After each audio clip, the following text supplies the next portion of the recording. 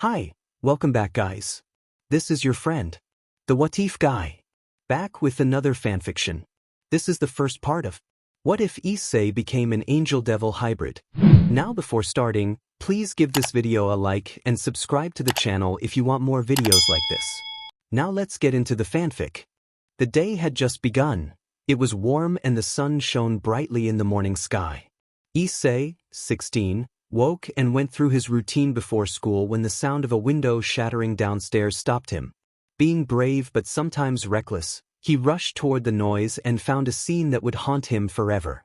His father lay lifeless on the floor, and his mother was gravely wounded by a dark, cloaked figure. Issei screamed for the intruder to leave his mother alone. His mother, with what strength she had, urged Issei to run before she was struck and fatally harmed by the attacker. The figure then turned toward Issei. Issei flinched at the sight of his mother's death but obeyed her last request and fled upstairs with tears in his brown eyes. The cloaked figure pursued him and caught up as he reached his room. The figure told Issei that there was nowhere to run, that his parents had died because they resisted, and that Issei himself had been the true target because of the power he held. The figure claimed this power was important to Lord Azazel's plan and demanded Issei come quietly or be taken by force. Issei refused to submit to the murderer.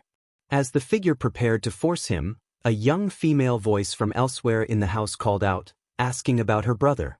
The figure turned toward the voice and smiled before moving to the other child in the house, intending to toy with her first. Issei screamed for the figure not to enter and chased after, but the attacker had already gone into his sister's room.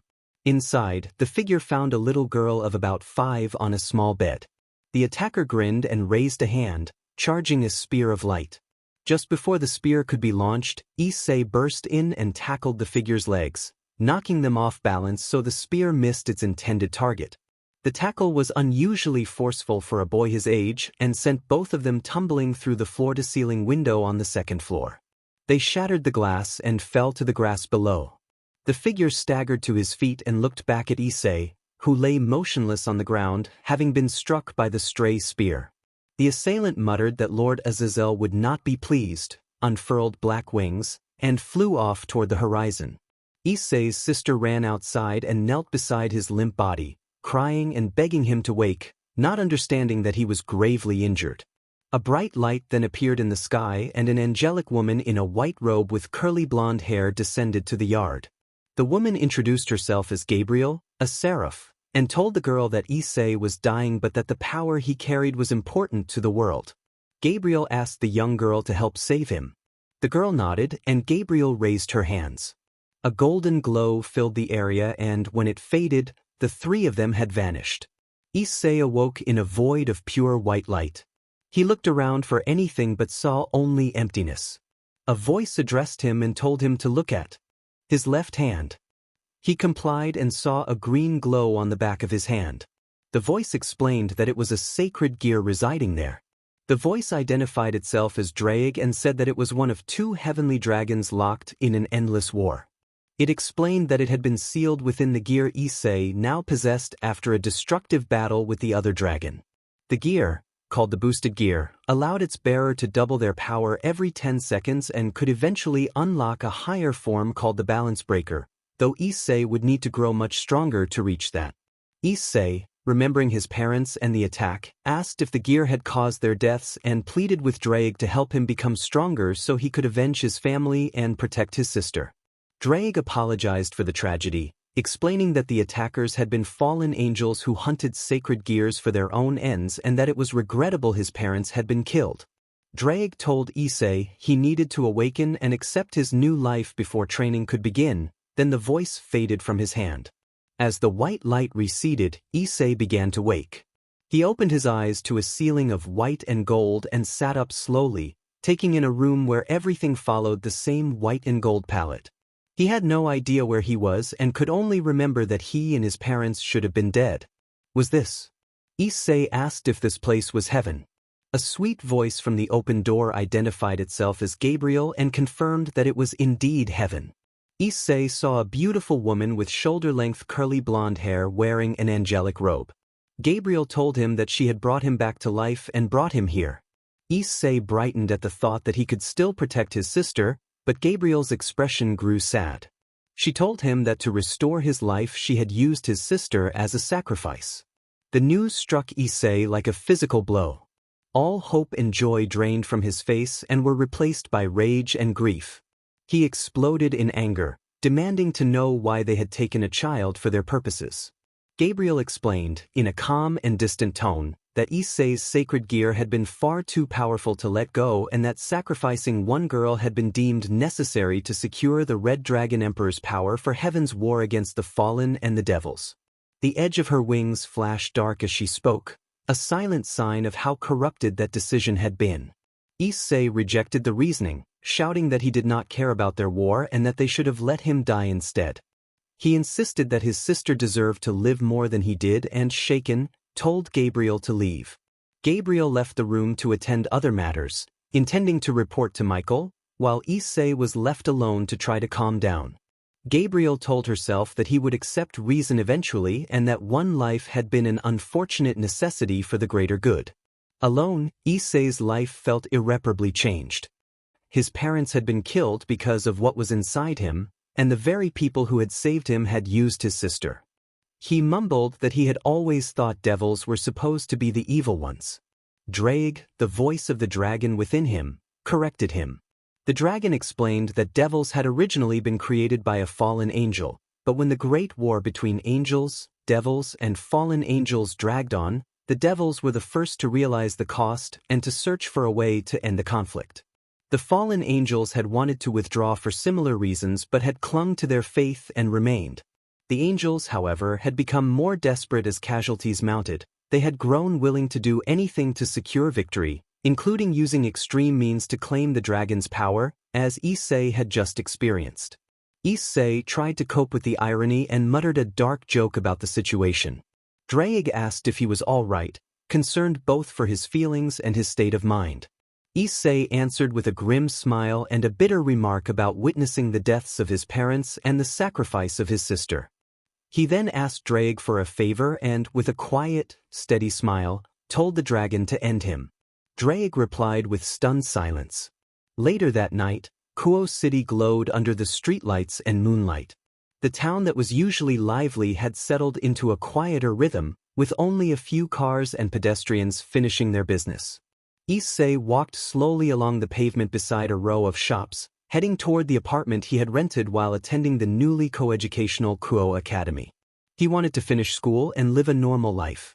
The streets felt unusually still. Issei cut through an alley he hoped would serve as a shortcut and emerged onto a narrow lane where more lights were inexplicably dark. He checked a map in his back pocket and decided to take the right fork, but then he heard the dull sound of metal being struck and a woman's grunt coming from the left. He hesitated, telling himself he wanted a normal life and that whatever lay down that path would ruin it. Then a loud crack and a cry of pain made him stop caring about normalcy. Issei sprinted toward the sound, racing through alleys and streets, vaulting hedges and ducking under bridges, until he found the source. The scene looked like something from a nightmare. A large creature with the upper body of a woman and the lower body of a spider loomed near a warehouse. It was easily 3 times his size and radiated dangerous power. Against the warehouse wall, a girl who wore the Kuo Academy uniform lay slumped and injured. She had shoulder-length snow-white hair and looked shorter than Issei by about a foot, making her appear younger. In truth, she would likely be only a year his junior. Issei took in the situation quickly. The monster's presence and the girl's state made it clear that this was no ordinary incident. He moved to help without hesitation, driven by a determination. Not to ignore someone in danger despite all he had just lost. She was noticeably shorter than most girls her age, barely reaching around 4 feet 11 inches to 5 feet 0 inches. She clutched her left arm, which was clearly injured and bleeding, and Issei guessed it was broken. From the way her power registered to him, he knew she was a devil. Even with accelerated healing, that arm would need hours to properly reset.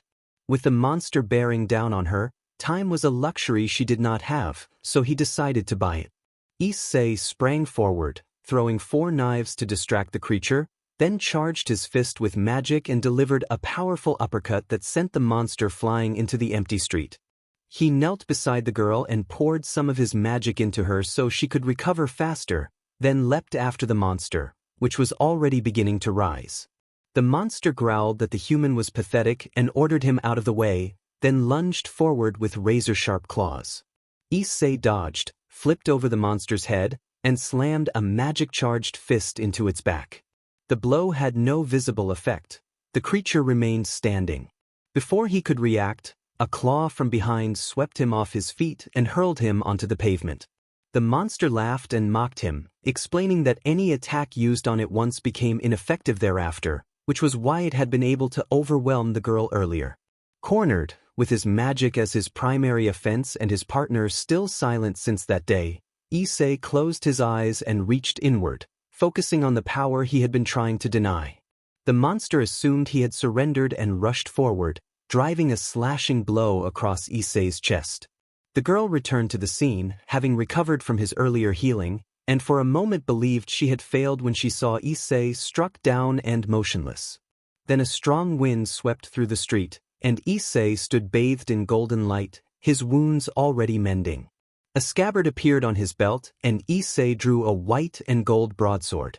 The area erupted in golden radiance. He sprouted angelic wings, seized the fleeing monster in midair, and with a swift, precise strike shattered the creature into fragments of light and watched it dissolve and disperse harmlessly. He retracted his wings and the scabbard vanished from his belt as he sheathed the sword. He looked to the girl and saw only loathing on her face.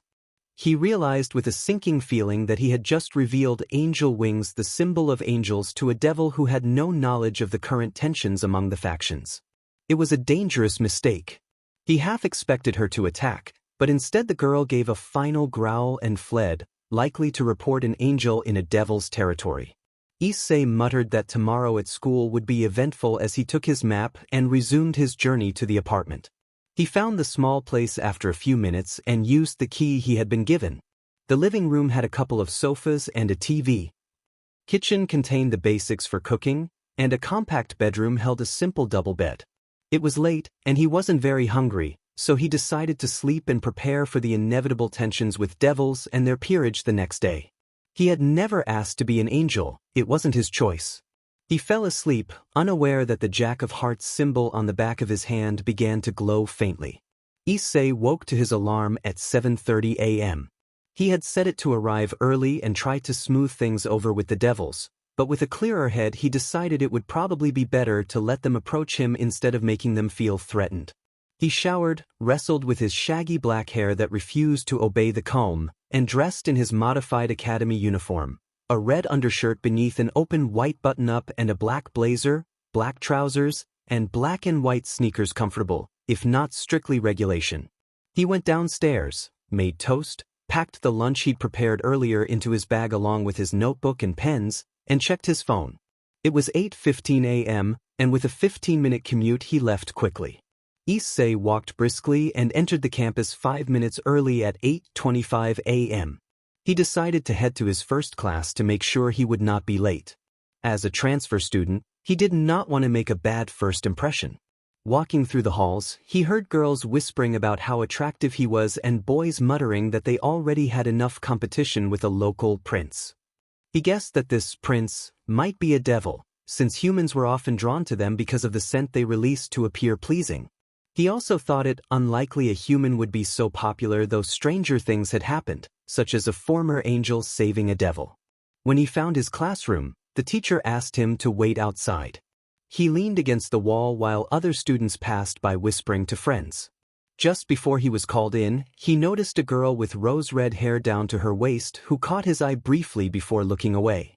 The teacher called him inside. Issei introduced himself cheerfully and said he hoped they would all get along. The teacher then asked the class if anyone had questions for Issei. 2 boys stood up.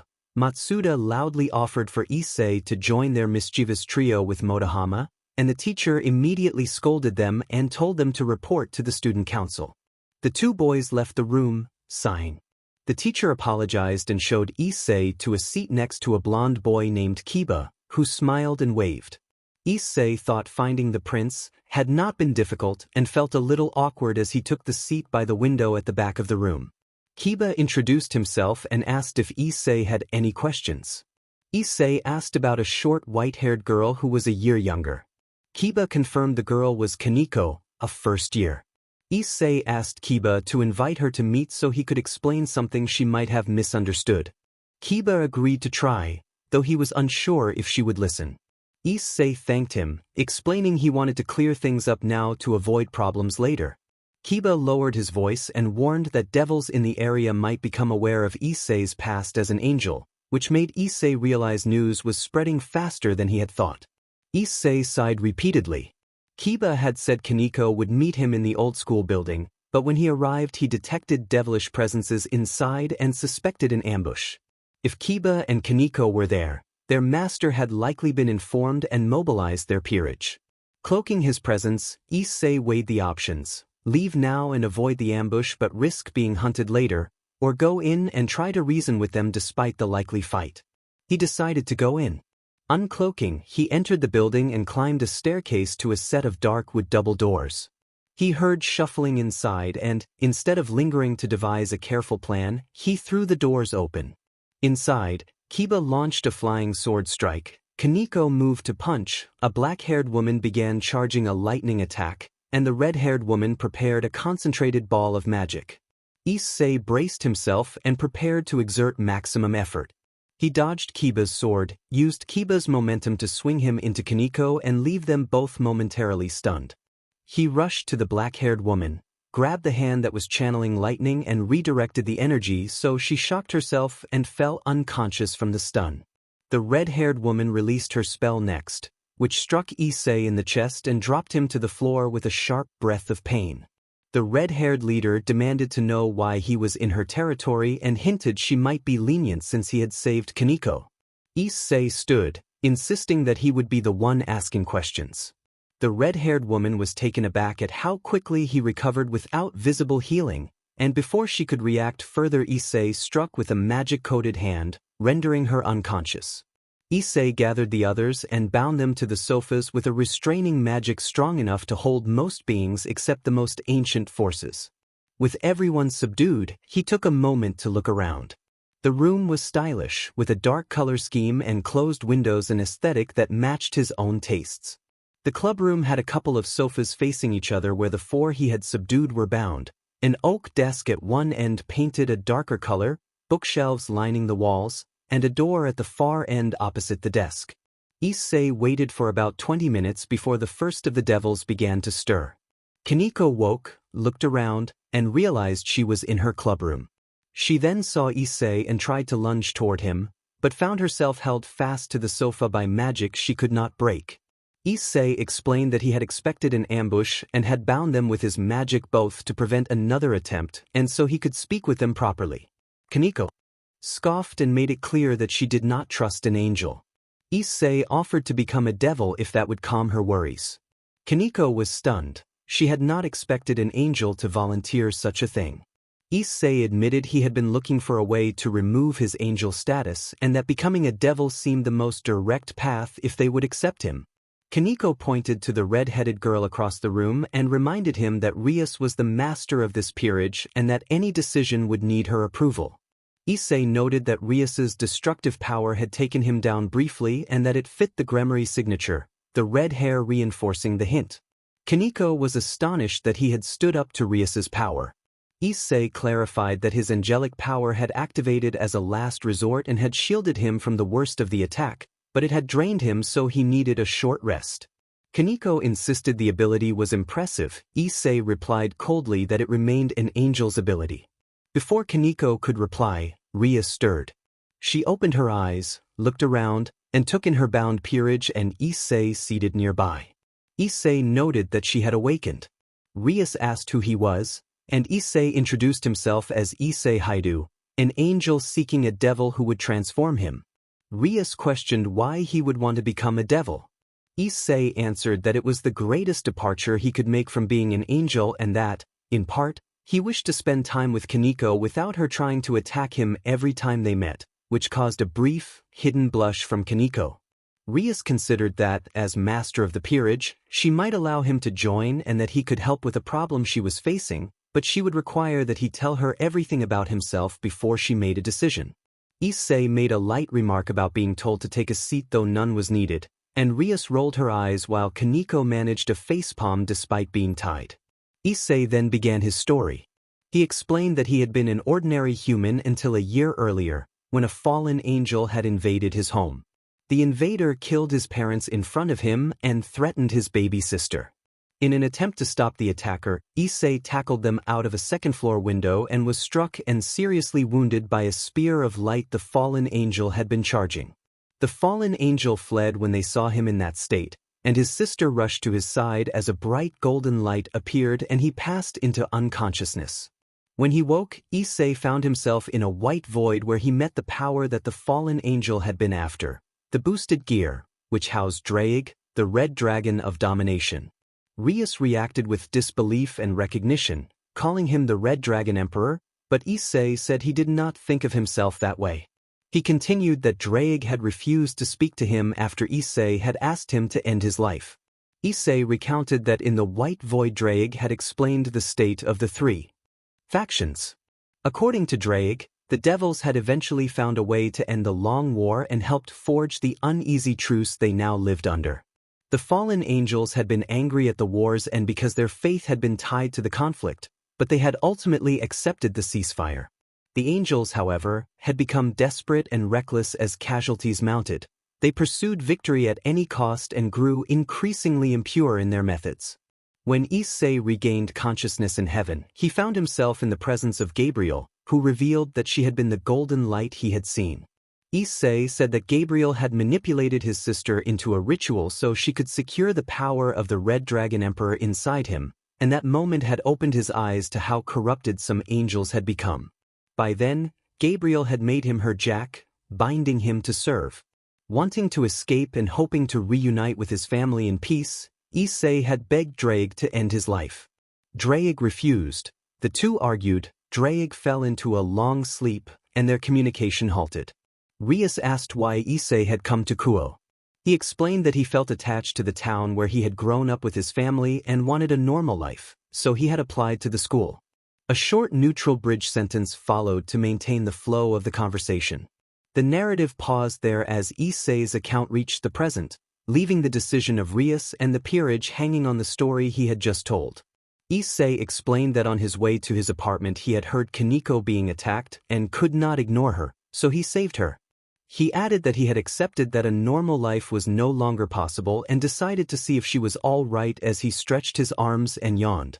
Kaneko apologized sadly and said she had not realized how brutal the angels could be and that she had not known how much Issei had suffered or that he only wanted to leave that life behind. Issei responded kindly and forgave her, saying it was natural for a devil to resent angels. Kaneko began to tear up slightly and thanked him. Issei removed the magic bindings that had held the four devils to the sofas and walked over to Kaneko. He knelt in front of her and gently wiped away her tears with a smile. Kaneko returned the smile and gave him a brief hug. After they parted, Issei turned to Rias and jokingly asked if he qualified to join them. Rias answered that she would accept him into her peerage, smiling at how well Kaneko had befriended him. Rias instructed Issei to step into the summoning circle and lie down, and he complied. She produced a crimson pawn piece from her pocket and held it over his chest. The piece glowed faintly but faded. One piece was not enough. She tried again with 2, then 3, and finally all 8 pawns glowed brightly above him. Rias thought it was incredible that one person could take all 8 pawn pieces and that he must possess immense power as the pieces sank into Issei.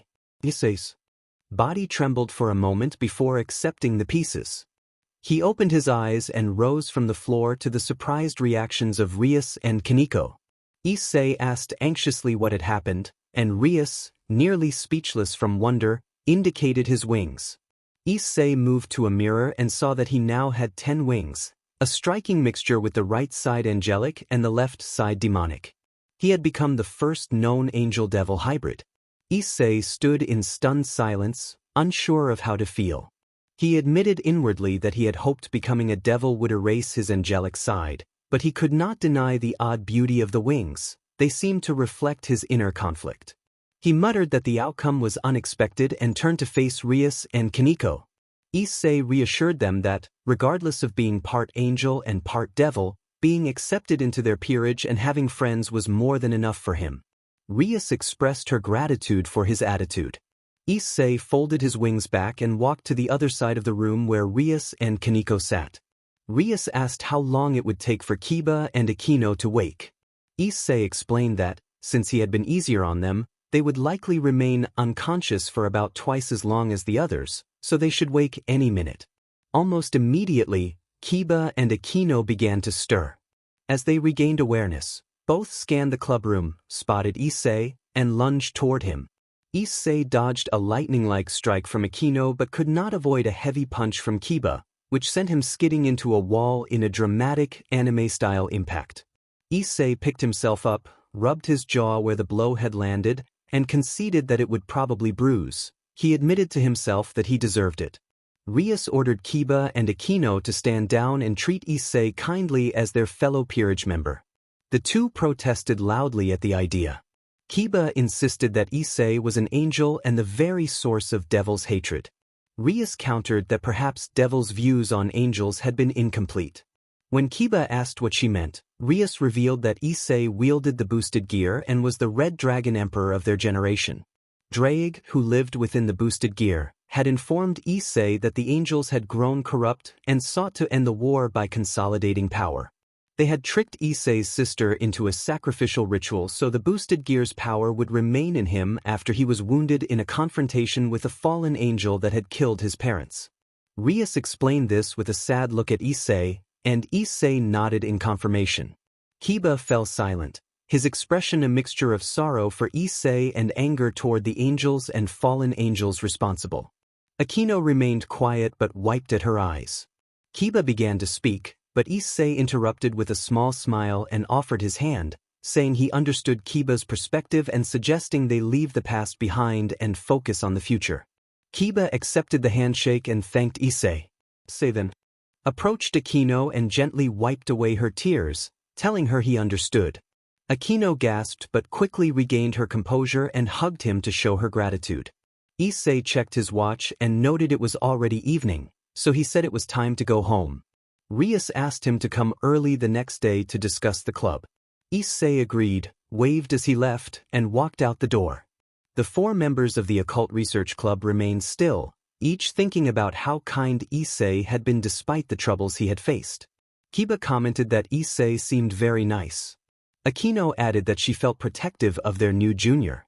Kaneko, unusually expressive, insisted that if anyone was going to look after him, it should be her, surprising the others with her rare show of emotion. Rias observed that Issei had a positive influence on the club, and an orange insignia with a flame pattern appeared on the clubroom floor. Rias muttered that she hoped Issei would be able to help her, bracing herself for the arrival of someone. Later, Issei walked through the streets of Kuo toward his apartment. The evening lights made the streets brighter than his new devil sight preferred. As he was about to cross, he saw a girl fall on the pavement. He offered his hand to help her up. When she rose, her nun's habit slipped free and revealed blonde hair and green eyes, catching Issei off guard for a moment before he composed himself. Issei asked if she was all right. The girl laughed softly and admitted she was a bit clumsy. She explained that she had been assigned to the local church and had gotten lost. Issei offered to show her the way, and she accepted. He introduced himself as Issei, and she gave her name as Asia. They made light conversation as they walked to the church. When they reached the church at the edge of town, Issei felt an unsettling presence inside and felt uneasy about leaving Asia there. He told her the place felt off and suggested she come with him so they could find a way to contact the church later. Asia asked if he knew about heaven, and Issei indicated that he had once been an angel. When Asia asked what he meant by former angel, Issei said he would explain later and reiterated his suggestion that they leave the church for now. A new, condescending voice cut through the night, calling Issei an interfering runt. He turned to see a female fallen angel with black hair and violet eyes, her tone dripping with contempt. Issei recognized her and accused her of having come after him before and of killing his parents. The fallen angel sneered at his resentment but dismissed it, saying she would finish what she had started and preparing a spear of light. The fallen angel launched forward. Issei dodged and moved into a counterattack, coating his hands with magic. Their clash unfolded in swift, stylized bursts of energy, rapid strikes, dramatic parries, and flashes of light resembling an intense anime-style duel rather than anything graphic. One of Issei's blows struck and sent the fallen angel back, but she recovered quickly and made a sudden move toward Asia while charging another spear of light, declaring she would take what she wanted regardless of Asia's fate. Issei rushed to protect Asia and intercepted the attack, taking the impact to his midsection. He cried out and dropped to his knees as pain overwhelmed him. He had forgotten that, as a devil, light-based weapons were more dangerous to him than before. Asia watched in horror as the fallen angel advanced, while Issei's limbs went numb and his vision blurred. He struggled to move, but the pain became too intense, and he lost consciousness. Issei woke with a start. He looked around and found himself in the familiar white void where he had first spoken with Drake. It had been a long time since he had talked to his partner. Most of that distance came from the request he had made of Drake, but some was his own fault, brash actions and stupid decisions. Because of him, Asia might be in danger, and he did not know when he would wake from the void. Issei sighed and asked the void what he was doing there when he should be helping Asia. For a moment there was nothing. He thought bitterly that it was just as he feared. Then a sigh answered him from somewhere in the void that was not his own. Issei recognized the voice as Drake. Drake replied slowly, explaining that he had not seen the point of training or talking to Issei if Issei only wanted to give up on life. But when Issei had chosen to save Kaneko, Drake had seen a change. Issei had started to live again. By then nearly a year had passed, and Drake had observed cautiously because he did not know how Issei would react to him speaking again. When Issei had just been struck by a light spear and his devil side had shut down, Drake had decided to pull him into the void to talk. Issei asked if Drake was going to help him save Asia. Drake confirmed that he would. He added that Issei was already strong in most areas. The main problem had been Issei's desire to die. Now that Issei had overcome that and was ready to live, Drake felt it was right to grant him power. Issei was surprised, and Drake told him that he only needed to say the words to be sent back. With that, Issei was pushed out of the void and returned to the real world, waking to a numb ache and the sight of a fallen standing over Asia, spear poised and charged. He leapt into the air and struck the fallen, forcing her to turn and face him. The fallen sneered that he was up and strong, but not a match for her. Issei answered that it did not matter whether he matched her strength. The important thing was that she had threatened Asia, who was his friend. He reminded himself that the fallen had killed his parents and indirectly caused his little sister's death. He admitted that he had once wallowed in pity and wanted to die because of that, but now he had found a new purpose, a reason to live. He lifted his left arm and his boosted gear materialized, and the fallen realized she had made a grave mistake. Issei spread his hybrid wings, accepting that he was both angel and devil. He declared that he would live to protect his friends. A fiery aura enveloped him as he donned the scarlet armor of his balance breaker.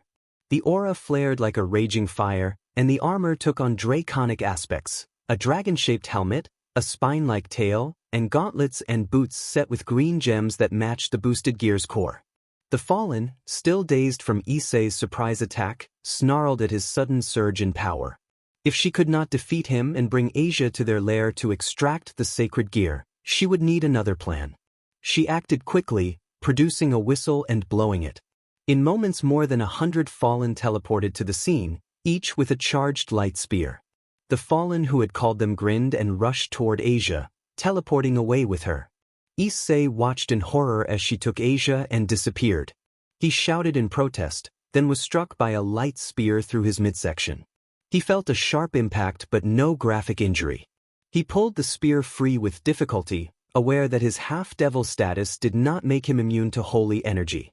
He wondered if he could still wield his holy sword. He summoned the scabbard to his belt and unsheathed the sword, only to be hit with a searing pain in the hand holding it. He quickly resheathed the sword and returned the scabbard to a pocket dimension. Issei grimaced and accepted that the angelic side would not help in this situation, but his dragon power could still be useful. He jumped into the air and unleashed a torrent of dragon fire at the fallen. He taunted aloud that with such dragon powers, who needed an angel, which drew growls from the fallen and a chuckle from Drake. He landed in front of the remaining fallen. Roughly 40 had been incapacitated by his fire, and about 60 remained standing. He told Drake that this was where the fun would begin, and Drake replied that it would be his pleasure to assist. Drake boosted Issei, and Issei felt his power double. He dashed at the nearest fallen with sudden speed and punched them square in the face, knocking them out cold. He watched, impressed, as his power took effect. Just then a light spear flew toward his helmet. He decided to test his speed, called for another boost, stepped out of the spear's path, grabbed it, and spun it back into its caster's face. The caster flew backward into 2 others and knocked them all unconscious. Issei felt exhilarated by the move. The rest of the fallen began teleporting away in fear, and even Drake was curious about how Issei had managed that maneuver. Once the fallen had fled and the few who stayed were incapacitated, Issei dispelled the balance breaker and his armor vanished. Soon after, Drake materialized the boosted gear on his left arm and asked his partner how he had been able to redirect the light spear but not wield his holy sword. Issei explained that when he had held the sword and it had burned him, he had not boosted beforehand, so he had been using his normal power and the light had affected him. When he had boosted, he had felt less pain from the spears while dodging them, so he had decided to boost again and use his draconian power instead of his normal power to hold the holy weapon. Drake mused that Issei had effectively replaced his hybrid power with his draconian power to wield a light weapon. Issei walked over to where Asia had been taken by the fallen woman and found a single white hairpin on the ground. He lamented to Drake that he had failed Asia, that he had promised to protect her and had let her be taken, and that she might lose her sacred gear, which could be fatal. His voice broke and his words trailed into tears. Drake advised calm, warning that hysteria and anger would not help them find her. Issei fell to his knees clutching Asia's hairpin tightly and cried out in despair. Drake roared in frustration at how quickly his partner had given into hopelessness. Issei stuttered, half from tears and half from Drake's harsh tone. Drake lectured that Issei could not surrender to despair so easily. As the Red Dragon Emperor, he would attract many foes, not all of whom would fight fair, and people he cared about might die. The only thing he could do was stay focused and hone his skills until he could defeat them. Issei stood and bluntly refused Drake's logic, declaring that he would not allow anyone he cared about to die, even if it meant he died instead. He said that where he had once wanted to die because he had no one to live for, now he would live to protect the friends he had made and, if necessary, die for them. Drake began to object, but Issei interrupted, insisting that his life and destiny were his to decide. Drake accepted Issei's choice and said he would not stand in his way, acknowledging that protecting friends was no shameful destiny. Issei promised he would not use that promise as an excuse to recklessly seek death, that he would only give his life to save another. He then teleported to Kuo Academy to seek assistance from his king. Issei appeared just outside the ORC clubroom in the old school building and immediately cloaked his presence when he detected 2 unfamiliar auras, one of great power and a second less intense but still stronger than the auras of Rias and her peerage. He moved up the stairs slowly and listened to the conversation inside. Rias loudly declared that she would not marry the man pressing her, while Razor argued that the marriage would be for the good of pure-blood devils and questioned whether she wanted to doom their species if she refused. Rias insisted that she would choose whom she married and would not accept a playboy like Razor. Razor protested, insisting he would not tolerate such disrespect and threatened to take her back to the underworld or destroy her peerage. He flared his aura in menace. Someone answered cockily from nowhere. Razor demanded the challenger reveal themselves and accused them of cowardice. In a heartbeat, Razor was thrown back by a swift, powerful blow and hit the floor. He scrambled up and glared at his attacker with burning hatred. The attacker identified himself as Issei Hyoudou, pawn of Rias Gremory, proudly announcing his affiliation. Razor sneered that someone from Rias's peerage would not be tolerated once he claimed them, but Issei responded with a cocky grin, refusing to be intimidated. Razor formed a fireball and fired it toward Issei, who easily sidestepped the attack. Issei taunted Razor about being from the Phoenix clan and not living up to expectations, and Razor flushed with anger as he charged a massive fireball that suddenly dissipated. Before the confrontation could escalate further, a gray-haired woman in a maid uniform intervened and ordered both sides to stop. She declared that the meeting had failed to resolve the conflict and proposed an alternative. Both peerages would compete in a rating game, and the winner would decide the fate of the marriage. Issei was about to object when he felt the maid's aura intensify, sensing his thoughts. This was the great power he had noticed earlier. He realized he might be able to best her in combat, but he would not have the strength to take on Razor as well, and her presence was the only thing keeping him from acting rashly. Razor, cowed by her power, accepted her decision. Issei's mind clicked into place as he recognized the maid's identity. She was the ultimate queen to Surzek's Gremory. He realized the maid must be Grafia. Issei mumbled that it was no wonder her power was so overwhelming, not realizing anyone had heard him. Grafia then asked how he knew her name, surprised. Issei explained that he had done his homework on the supernatural while he was in heaven. Grafia noticeably stiffened at the mention of heaven and asked why he had been there, her eyes narrowing. Issei brushed off the question, saying it was a story for another day. Grafia was about to press further when Razor announced that since a rating game would decide the marriage, he would take his leave and await their match, and then he teleported away. Issei muttered his relief at Razor's departure and turned urgent, remembering Asia's situation and feeling guilty for having been distracted earlier. Issei told Rias that earlier he had met a nun who had fallen in the street and asked him to take her to the church. When he had sensed something was wrong, he suggested they leave, at which point a fallen angel had attacked them and tried to take Asia for her sacred gear. Rias asked whether the nun had a sacred gear, and Issei confirmed that she had the Twilight Healing, a powerful artifact that would naturally attract attackers. Rias noted that fallen angels were not supposed to be in devil territory and asked whether Issei knew why they were there. Issei believed the attackers had been trying to lure Asia so they could take her gear. When Rias asked where Asia was now, Issei's expression turned sad. He explained that the Fallen had summoned many others as a distraction and had teleported away with Asia. He admitted he should have been able to stop the Fallen, but had been shocked by her identity and been outmaneuvered. Rias asked whether Issei knew the Fallen. Issei answered that, unfortunately, he did. She had been the one responsible for the death of his parents and had wounded him when he was protecting his sister. The members of the Occult Research Club looked on with sympathetic expressions as Issei continued. Grafia, who had stayed to listen after Razor left, asked who this Fallen was and why she mattered. She was intrigued by Issei. His aura suggested power equal to, if not exceeding, her own, and that both worried and excited her. Issei explained that while he lay dying, his sister had prayed for him and Gabriel had responded, promising she could save him. Instead, Gabriel had deceived his sister into making a sacrifice to save him, not for his sake but to secure the power of a boosted gear. Issei's voice had shifted with anger as he recounted the betrayal. Grafia was shocked to learn Issei had been entangled with a seraph and even more surprised when Issei revealed that he was the Red Dragon Emperor. When she asked how that fit with his story about the angels, Issei explained that when Gabriel saved him she had reincarnated him as an angel. He had no desire to serve Gabriel, however, and so he had left heaven and become a mercenary, believed dead and needing to survive. Grafia visibly recoiled at the revelation that Issei had once been an angel. She remained cautious and gathered her power in case it became necessary to strike, which Issei noticed as a surge in her aura, but he chose to ignore it. Most devils did not know the full truth about the angels. Grafia asked how he had come to be part of Rias's peerage if he had been an angel. Issei then revealed that Rias had reincarnated him as a devil, and as a result he had become a hybrid with both angelic and demonic wings, and a little of the Red Dragon Drake's power fused with him. Grafia gasped at the sight of both sets of wings. The revelation confirmed his hybrid nature.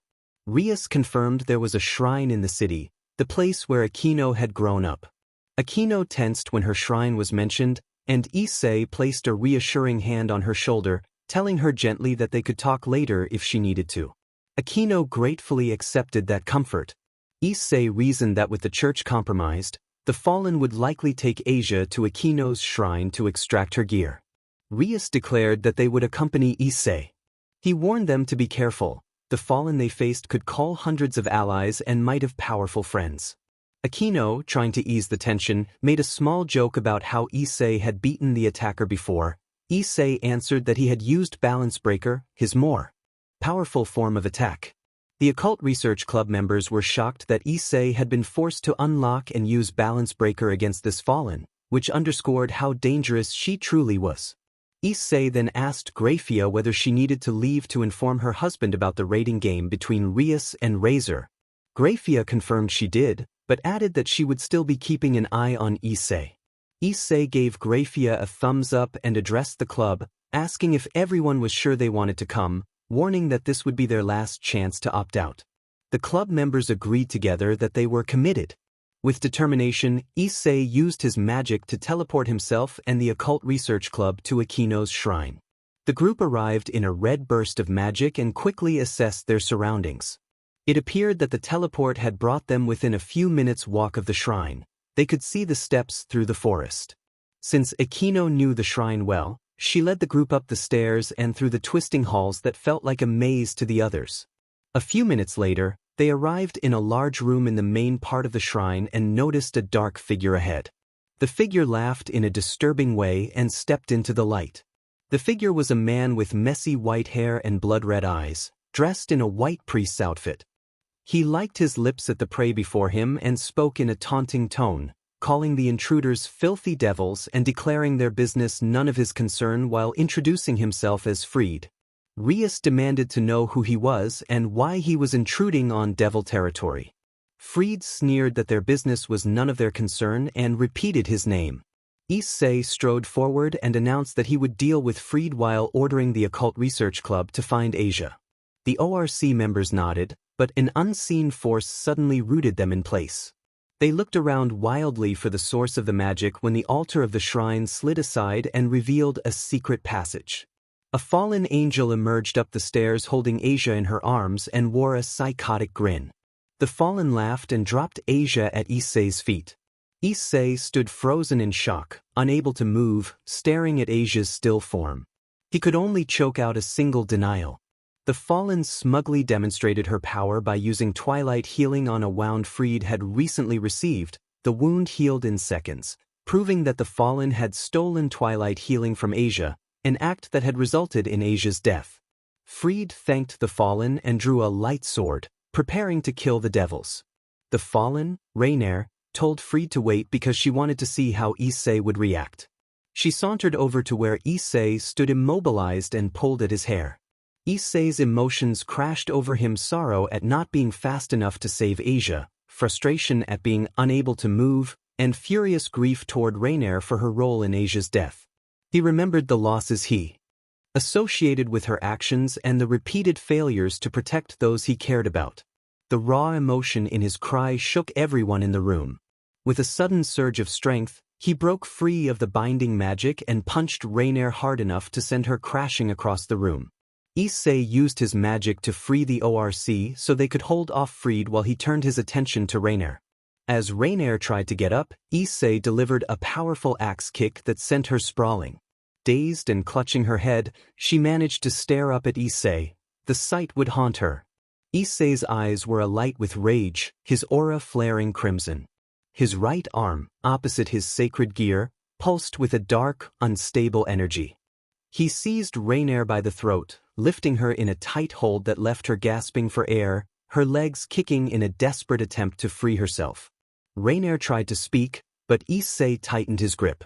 He demanded to know why she had done it, accusing her of causing the deaths and tragedies that had shaped his life, and with tears he shouted about his parents, his sister, and now Asia.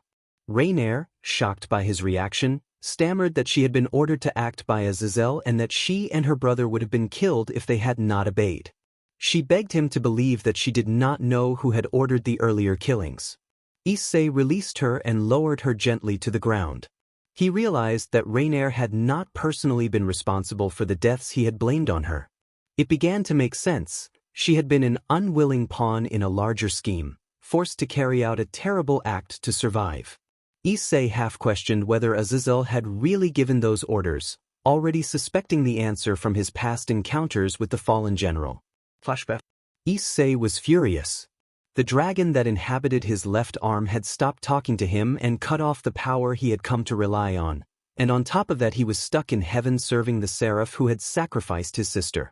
He found a bitter amusement in imagining how the seraph would react when she realized she had sacrificed an innocent girl to strengthen heaven only to have the gear refuse to work. It was a messed-up situation, but it was, in a dark way, entertaining. He rose from the bed he had barely left during the past week. He was done with sitting still. If the seraph wanted him that badly, it was time she faced him, and besides, he was getting bored of doing nothing but thinking. Issei used the last of the magic from his boosted gear to materialize a set of black clothes, a long-sleeved top, combat trousers, combat boots, and a trench coat that reached his mid-calves. He changed into them with the resolve that, if he was going to face that woman, he would make sure he stood out and make her regret having saved him. As he moved through heaven's halls, many angels glanced his way, some rolling their eyes or tooting at his blatant disregard for heaven's customary colors. A few attempted to intervene, but Issei's reflexes as a jack were sharper than even skilled angels. He evaded their strikes and neutralized them with swift, stylized moves that left them unconscious. He eventually reached a grand set of double doors nearly 10 meters tall and 5 meters wide. Issei muttered that they were show-offs. He assumed the entrance led to the main meeting room used by the seraphs.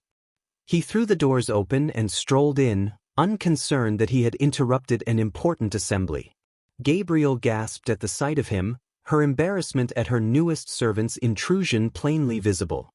Issei accused Gabriel of keeping him confined after she had so eagerly sought him, implying that she had sacrificed his sister.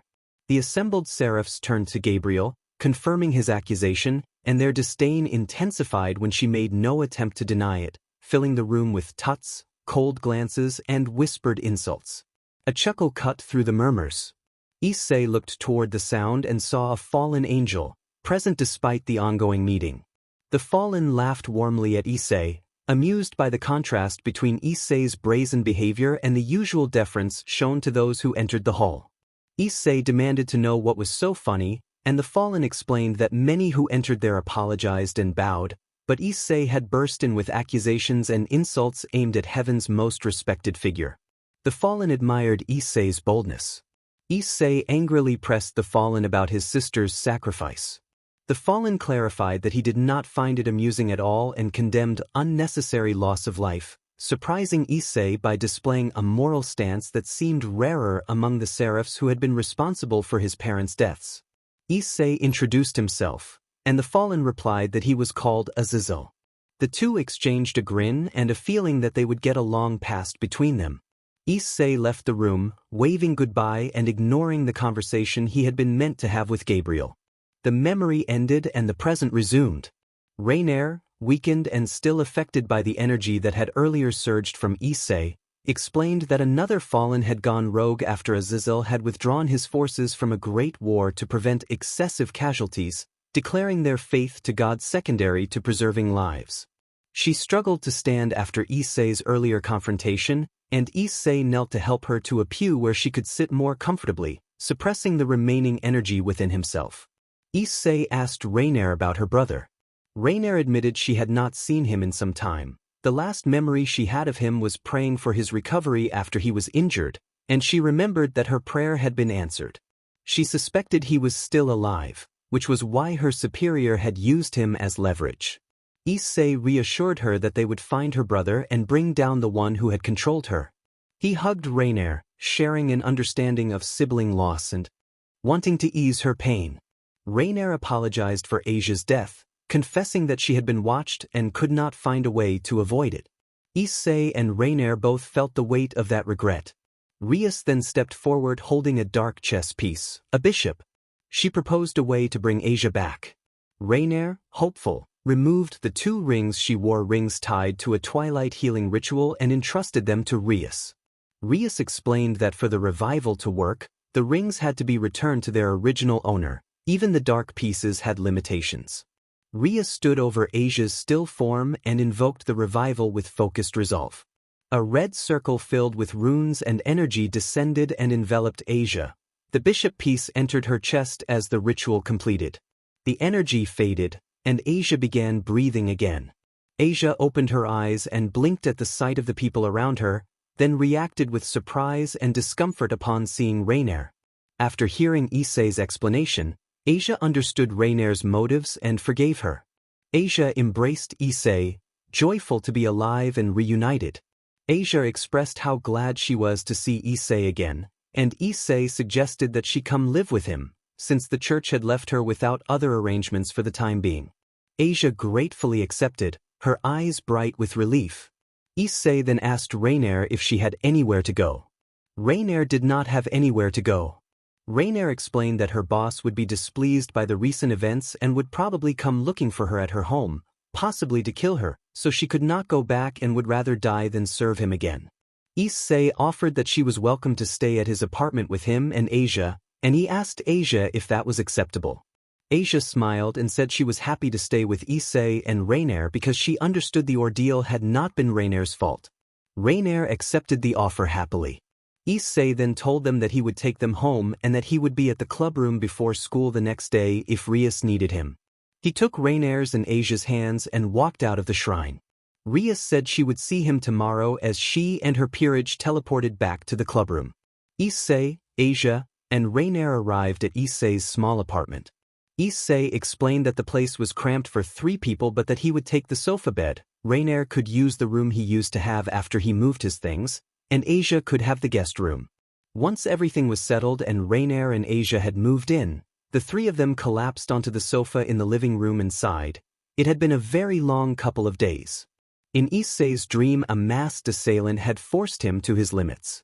Issei absorbed a powerful strike and staggered, exhausted both physically and mentally. He leapt over the attacker and spun to land a blow, but a fast kick stopped him and the attacker followed with a hard uppercut that sent him tumbling to the floor. The attacker taunted him about the Red Dragon Emperor's lack of strength. Issei tried to respond but a forceful strike sent him crashing into a wall. He slumped to the ground, breathless, and saw Asia and Rainier motionless nearby, their powers broken and their forms badly hurt. Tears fell from his eyes as he braced for the worst. A voice spoke to him, warning that unless he grew stronger, that fate would become real, and it ordered him to wake up. Issei woke with a start, drenched in cold sweat. He looked around and saw he was on his couch and that the 2 women he had feared losing were sleeping peacefully beside him. He slipped free of their embrace so as not to wake them and went to the kitchen for something to eat. After a moment's thought, he poured a glass of milk, took a banana from the fruit basket, and sat at the kitchen island to reflect on the dream. While he was not usually one to believe in prophetic visions, the dream had felt uncomfortably real. Rainier came into the kitchen and rested a hand on his back with a worried expression. She asked if he was all right. Issei admitted that he was not and told her about the dream in which a masked attacker killed Asia and Rainier and told him to become stronger lest that happen for real, then ordered him to wake up.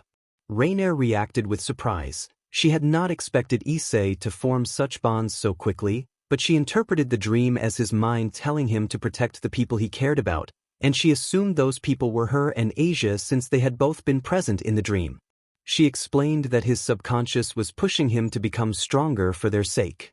Issei was taken aback by how plainly Rainier had read the situation. He looked over at the sleeping Asia and then at Rainier, and a flush crept across his face. Rainier chuckled, acknowledging that she had understood exactly why he was embarrassed. Issei did not like how easily she saw through him, but he stood, gave Rainier a brief, friendly hug and she returned it. Before going upstairs to his room, he leaned in close and, with a teasing tone, told her that he had noticed what she had seen. Rainier blushed as he left the room. Upstairs, Issei closed his bedroom door and checked the clock. It was 3 a.m. He worried that he would have to wake at 8 for school and that he would not be able to fall back asleep after the late-night conversation. He glanced at his left hand where Drake resided and realized that he had not properly talked to Drake outside of battle since their last conversation in heaven. There was plenty of time before he needed to leave, so he decided to become better acquainted with his partner. Issei called for Draig and asked him to pull him into the gear so they could speak in private. Draig, surprised to be contacted by his host, obliged and drew Issei into the sealed space. Issei awoke in a dark place filled with fire. His vision brightened until he could see the whole area and the massive red dragon before him.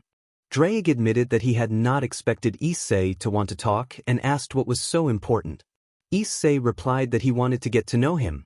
Draig voiced confusion at the sudden request, and Issei reminded him of their first meeting, just after Gabriel had saved him. The mention of Gabriel tightened Draig's response, so Issei steered the conversation toward something he had neglected. He confessed that after learning about his sister and spending a year in despair, he had ignored Draig and never considered how difficult it must have been for the dragon to live with a host who wanted to die. He apologized for withdrawing so completely and asked to leave the past behind and start anew. Draig, moved and relieved, accepted Issei's apology and welcomed the chance to truly speak with the one his soul was bonded to. Issei then introduced himself as Issei Hyoudou, a 17-year-old student at Kuo Academy.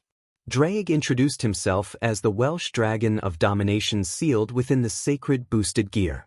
They discussed Issei's abilities. Draig explained that Issei had unlocked Balance Breaker and another ability called the Juggernaut Drive, but warned that the latter would be dangerous without complete mastery, as it would strain the user's life force.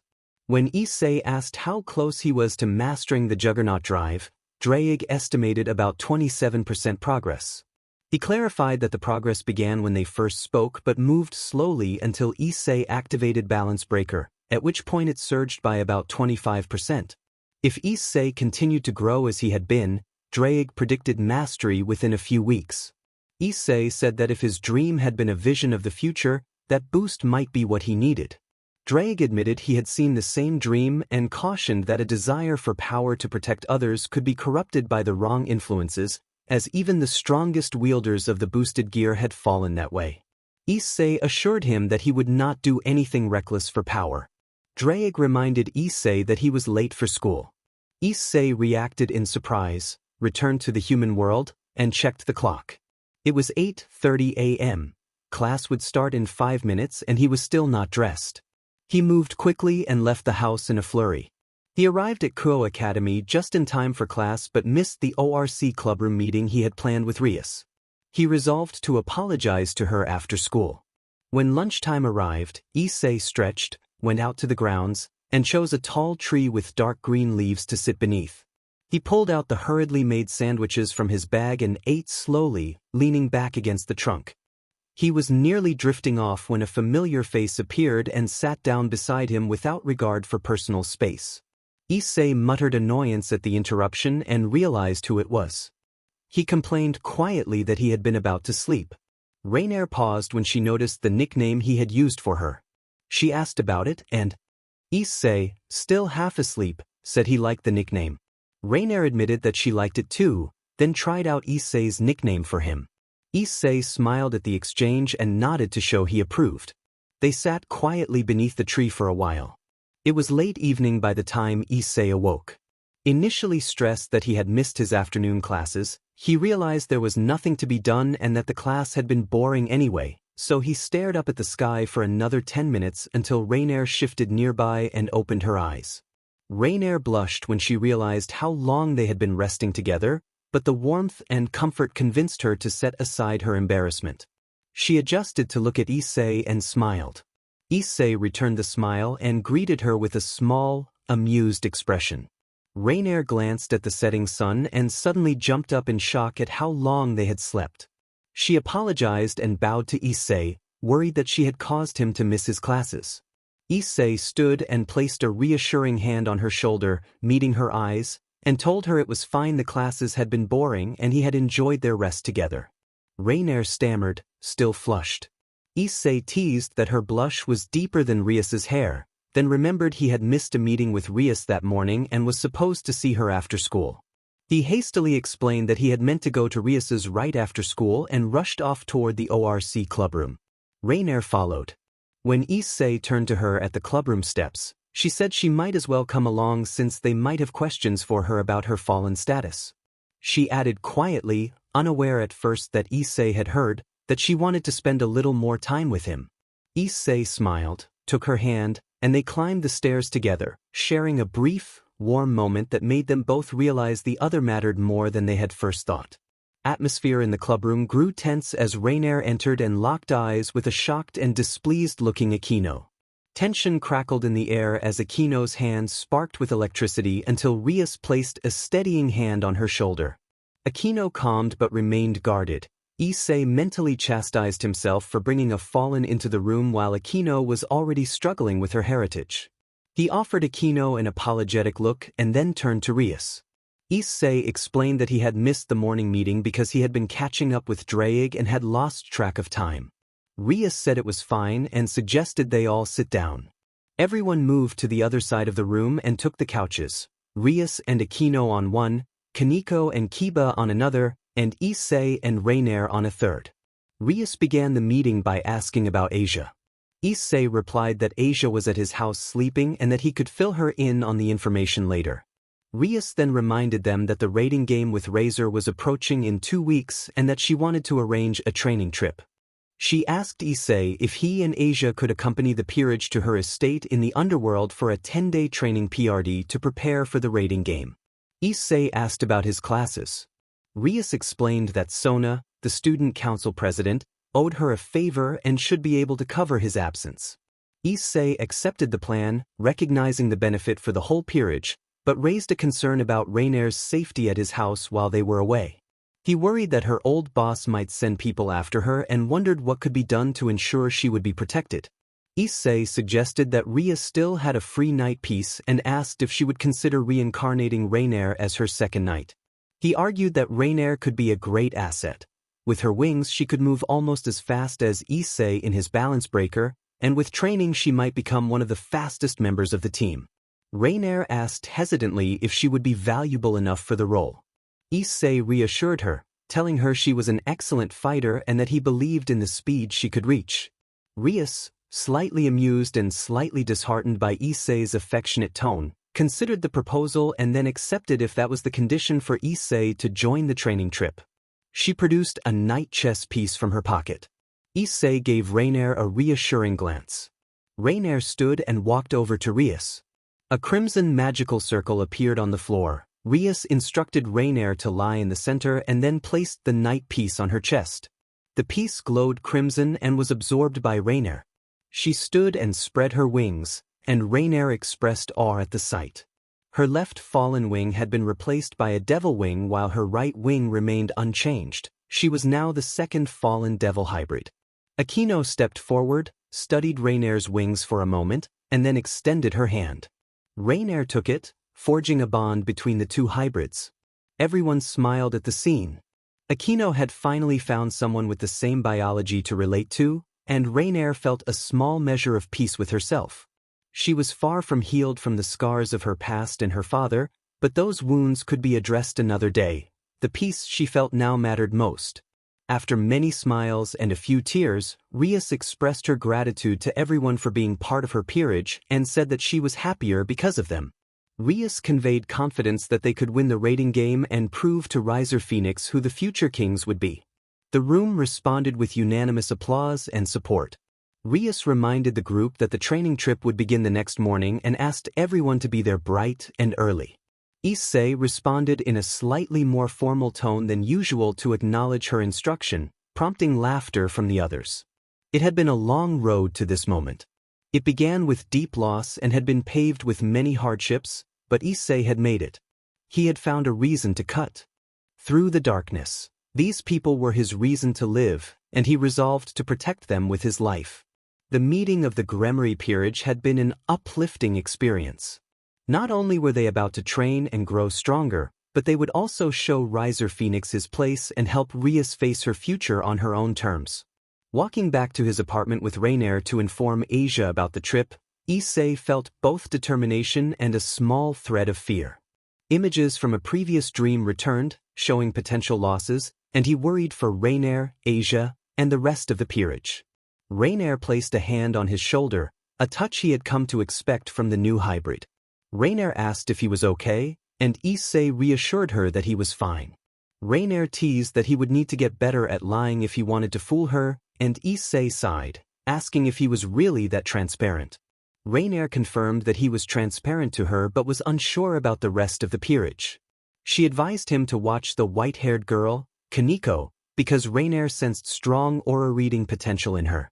Issei chuckled and noted that Kaneko seemed more perceptive than the rest, joking that she was still far behind the master of mischief, Akino. Rainier's face flushed and then shifted into a playful pout.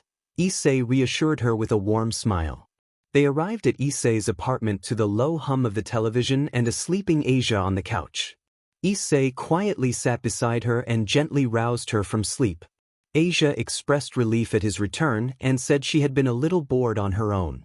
Issei explained that he had been late for school and had left in a hurry, and that he and Rainier had just returned. Asia asked why Rainier had been at school with him, and Issei said Rainier had shown up unannounced, offering a look of mock annoyance toward Rainier. Issei told Asia that, as a member of the Gremory peerage, she should know about two things. First, there would be a 10-day training trip to prepare them for the upcoming raiding game between Rias and Riser Phoenix. Asia looked worried at the mention of a battle. Issei reassured her that, as a bishop, she would likely provide support from the rear and promised she would not have to kill anyone. Asia responded that she trusted him, though she remained nervous. Second, Issei explained that Rias had agreed to reincarnate Rainier as her second night piece while they were on the trip, because Rainier's speed made her a capable fighter. Asia reacted with a small gasp and looked to Rainier for confirmation. Rainier happily displayed her hybrid wings, and Asia admired them, calling them beautiful. Rainier smiled at Asia's warming attitude after their shared history. Issei then announced that it was time for bed so everyone could rise early and be ready for training at the ORC clubroom. He helped the two girls upstairs, then returned downstairs to unfold the sofa bed. He lay down and tried to sleep, his thoughts still spinning. With the day's events, he adjusted the bedding for everyone and continued to wrestle with his restless thoughts until, eventually, he drifted into sleep. He was tired and fell asleep with two girls beside him. The next morning the sun had risen and birds chirped outside. Issei squinted against the sunlight as he slowly awoke and remembered his situation. Rainier and Asia still slept on either side of him, and during the night their limbs had become tangled with his, making a quiet escape difficult. He glanced at the clock on the wall. It read 7:45 a.m.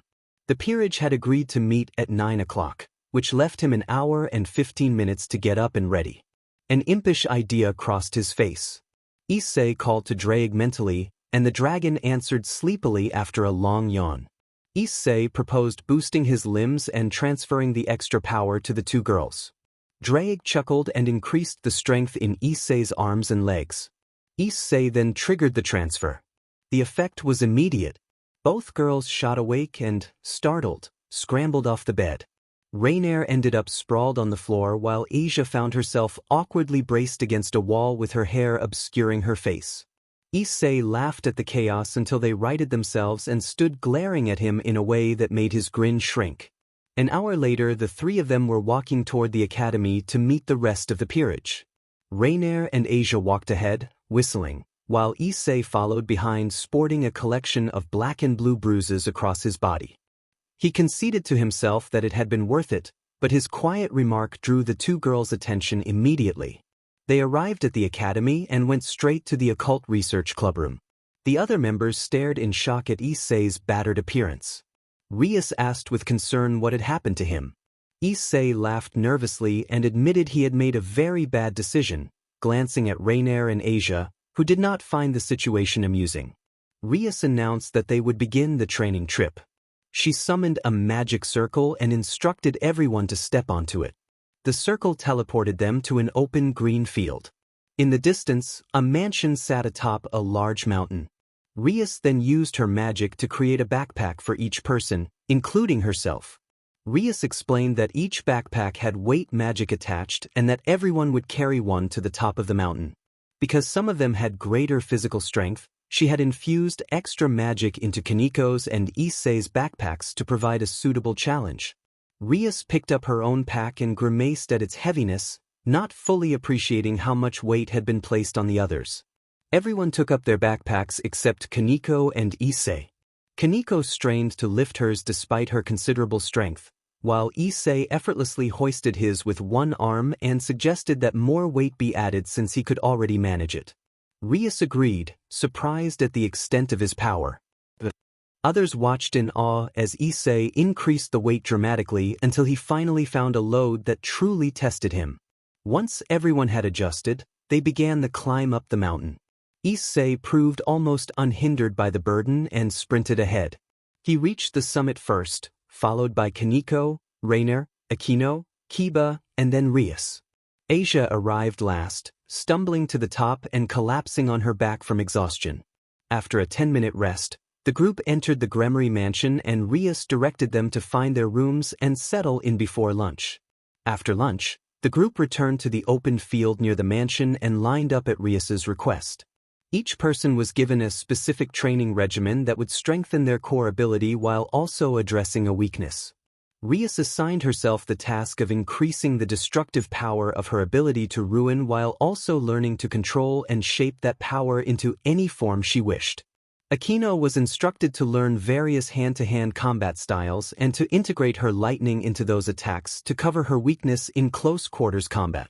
Kiba was given a target that measured the force of a strike. He had to balance speed and strength to hit it with enough force fast enough to meet criteria Rias could raise as he improved, ensuring strikes that were both quick and hard-hitting.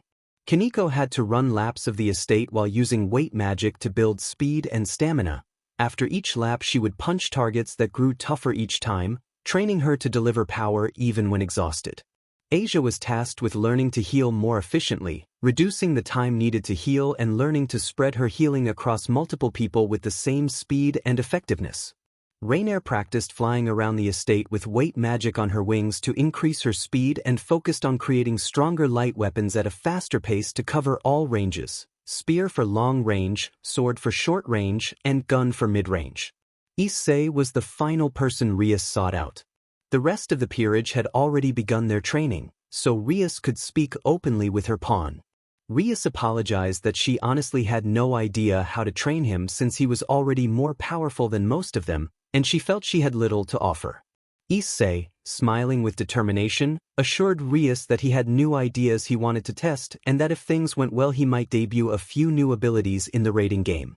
Rias accepted that and returned to her own training while Issei headed into the nearby woods to begin his.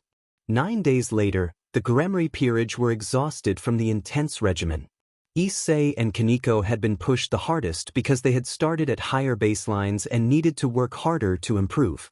Both emerged stronger and with several new abilities each. Late that evening the group relaxed in the living room of the Gremory mansion, the air heavy with sleep and quiet tension.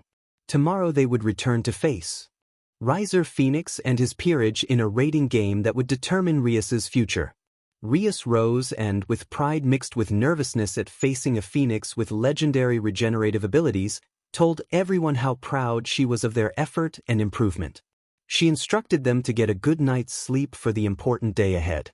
One by one, the members of the peerage filed out toward their rooms, followed by Rias, who turned off the lights after the last goodnights were exchanged. Issei closed his door and sighed. Training under Draig's brutal routine had been especially punishing. He knew the dragon's harsh methods were for his benefit and that, deep down, his partner cared. Draig responded sarcastically that Issei was only imagining it, and Issei playfully told the dragon to admit he cared at least a little. A deep grumble was the dragon's only reply before Draig settled back into a louder-than-usual snore, clearly trying to needle his partner. Issei rolled his eyes, changed into pajamas, and collapsed onto the bed for a well-deserved rest. A few hours later Issei was woken by a vivid nightmare reminiscent of his first one back in Kuro, and he could not fall back asleep. He checked the clock and saw it was 3 in the morning. Deciding he would find something to occupy himself, he quietly opened his window and slipped down to the grounds. Issei walked to the nearby gazebo set in the fields around the mansion. The stone path led to the large structure painted a pearly white. Under the gazebo he sat on a bench and looked up at the star-filled sky. A deep midnight blue studded with bright stars and a few pale blue shooting stars. He felt content to simply gaze upward until a familiar voice called his name. Rias walked over with a book, having also been unable to sleep and choosing to read beneath the night sky. Issei smiled at her arrival. Rias confessed that she was too nervous about the raiding game the next day. Issei met her gaze and saw the worry she had been hiding behind her confident facade. He reassured Rias that it was okay to be worried, that they were all human. Issei told Rias that maybe that was not the best turn of phrase, then stopped mid-sentence and laughed as he recognized the irony. Rias giggled softly, set her book aside, and struggled to hide her nerves about the match, admitting that if they lost she would be forced into a marriage she dreaded. Issei produced the handkerchief he kept as a reminder of his sister and gently wiped the redhead's tears, then met her eyes and smiled reassuringly. He said that they would all do their best to defeat their opponent and that he believed the match would go their way.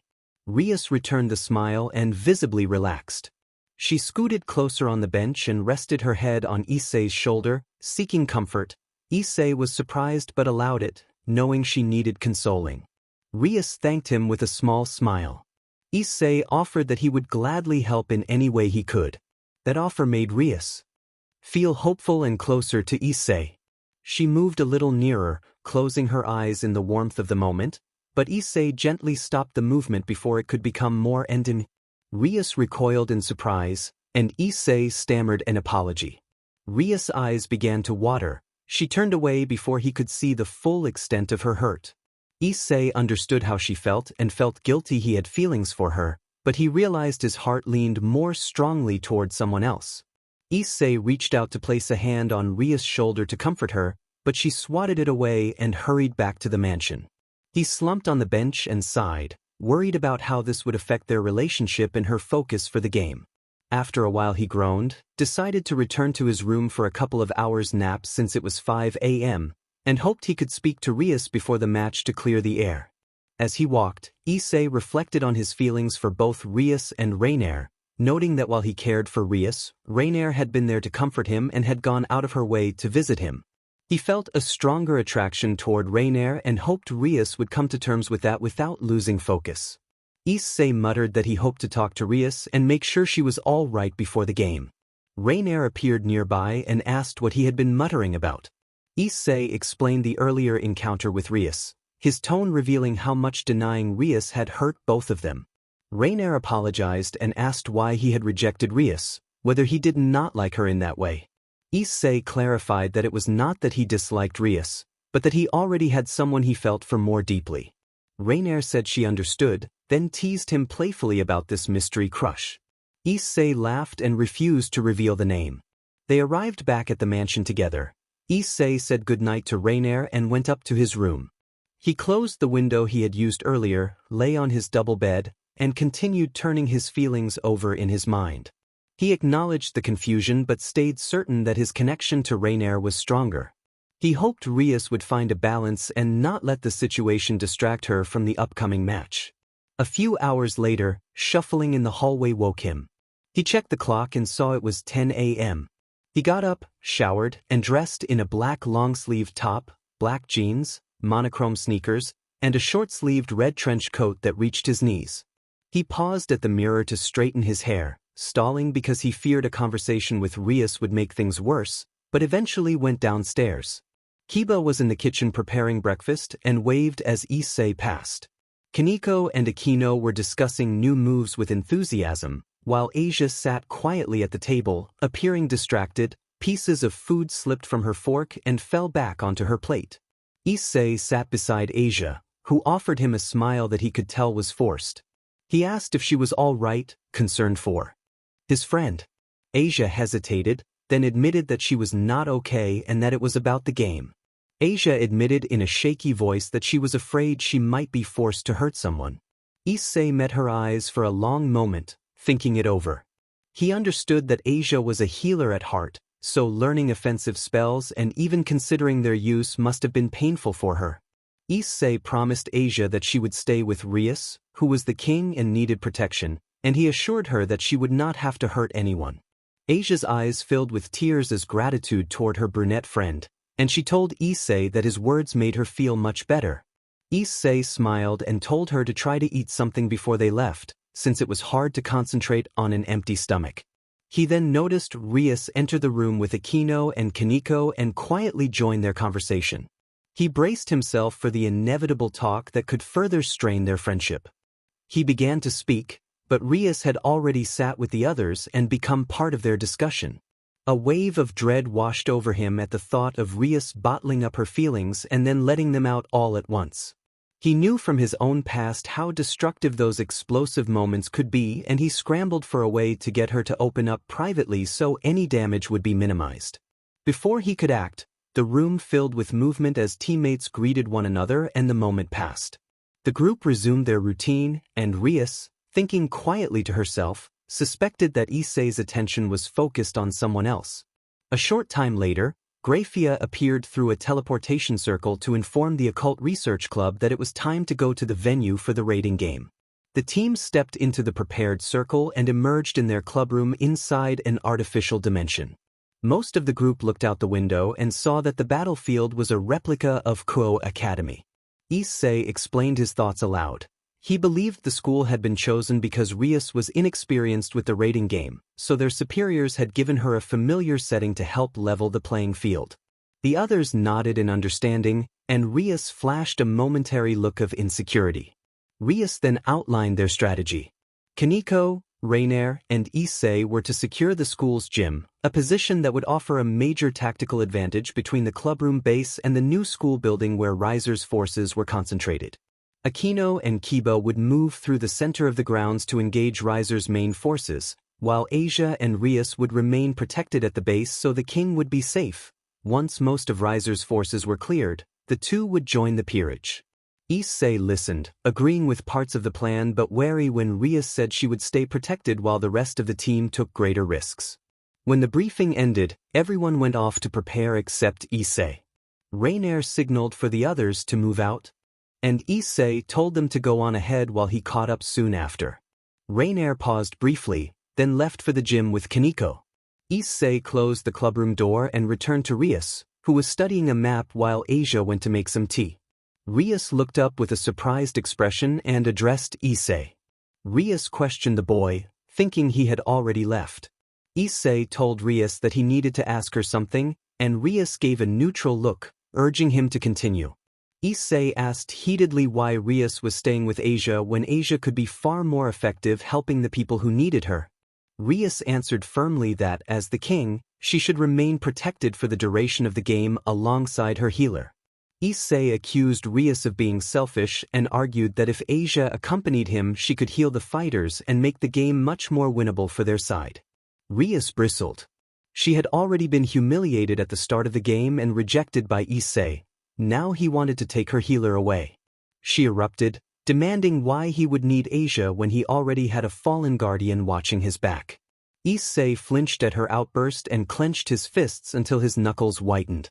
He warned Rias not to speak of Rainer that way, insisting that Rainer was far stronger than Rias would ever be and calling Rias a spoiled brat.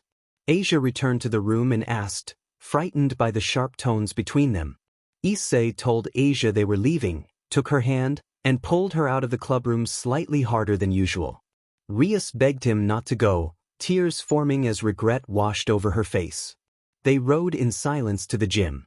When they arrived, they found Rainer engaged against two of Riser's pawns while Kaneko contended with a fellow rook. Rainer looked battered, her clothes torn and her skin singed from the rook's fire-augmented attacks. Issei told Asia that he would switch with Kaneko and that Asia should begin healing her immediately. Kaneko's strength would be needed later. He moved to intercept where Kaneko was fighting.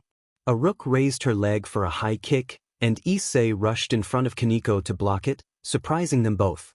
He pushed Kaneko toward Asia and turned to face the rook who was regaining her balance. The rook demanded his name. Issei introduced himself as the single pawn of Rias Gremory and the Red Dragon Emperor, manifesting the boosted gear on his arm. The rook, steadying herself, announced that she was Shuelon, a rook of Riser Phoenix. Kaneko warned from the sideline that Shuelon was a rook with the strength of a queen.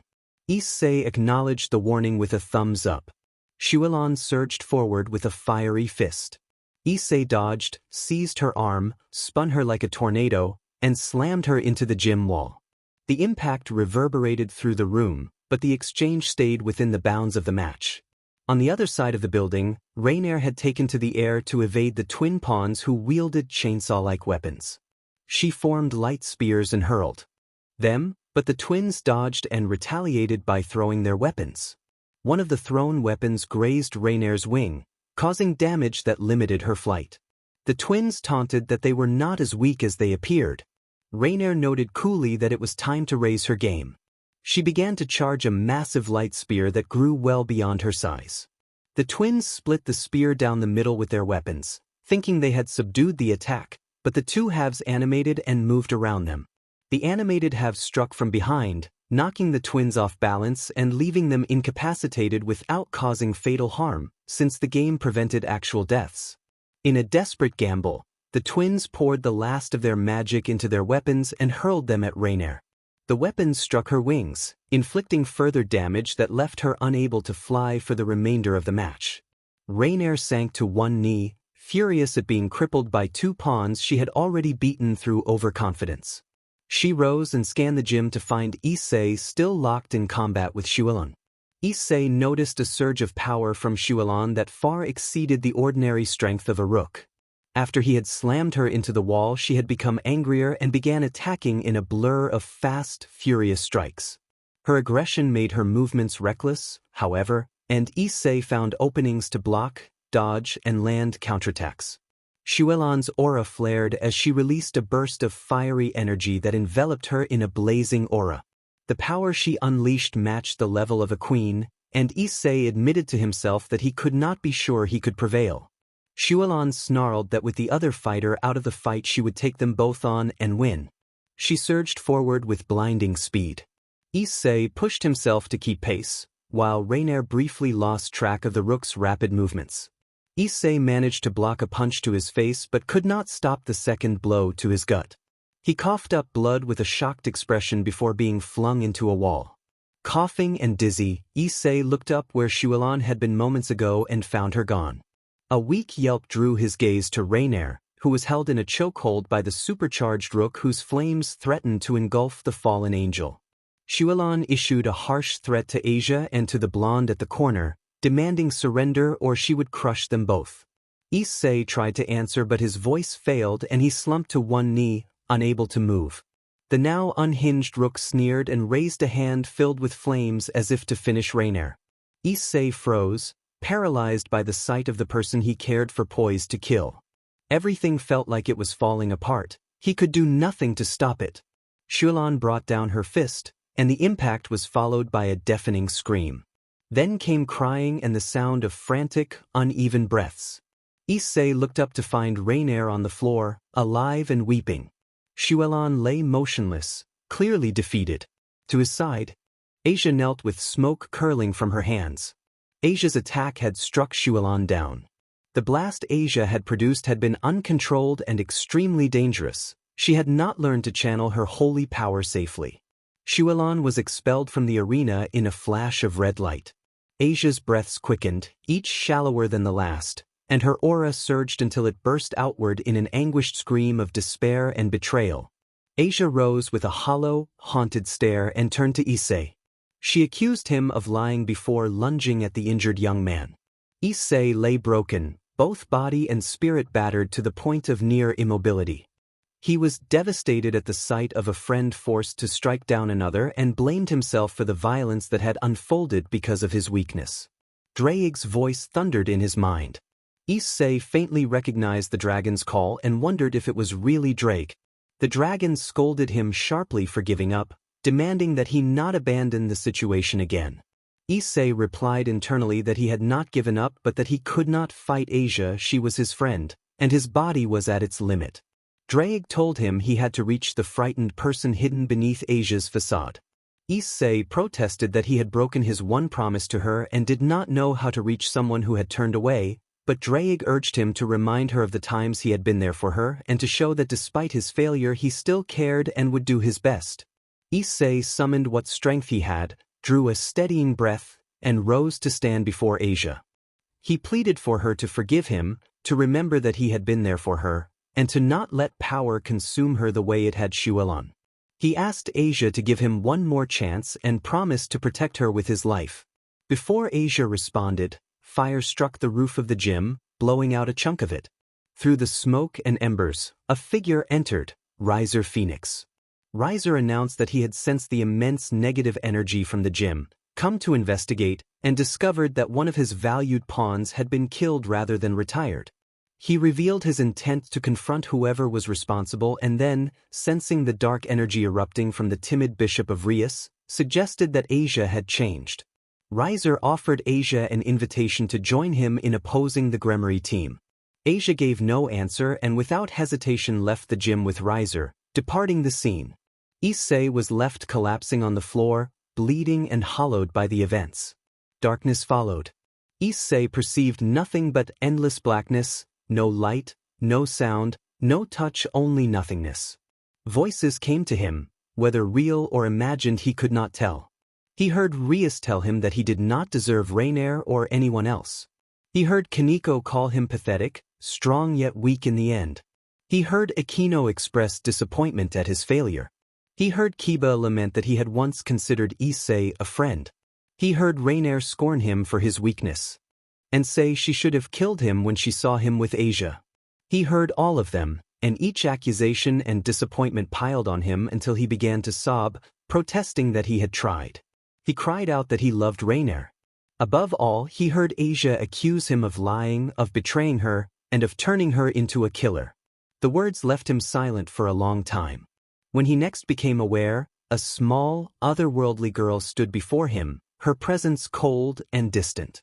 He asked who she was in a monotone, emotionless voice as he looked into her soulless eyes. The girl identified herself as Infinity and said that he might also call her Ophis. Issei tested the name aloud and then asked why he was there.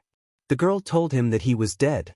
Issei began to respond, but his sentence trailed off.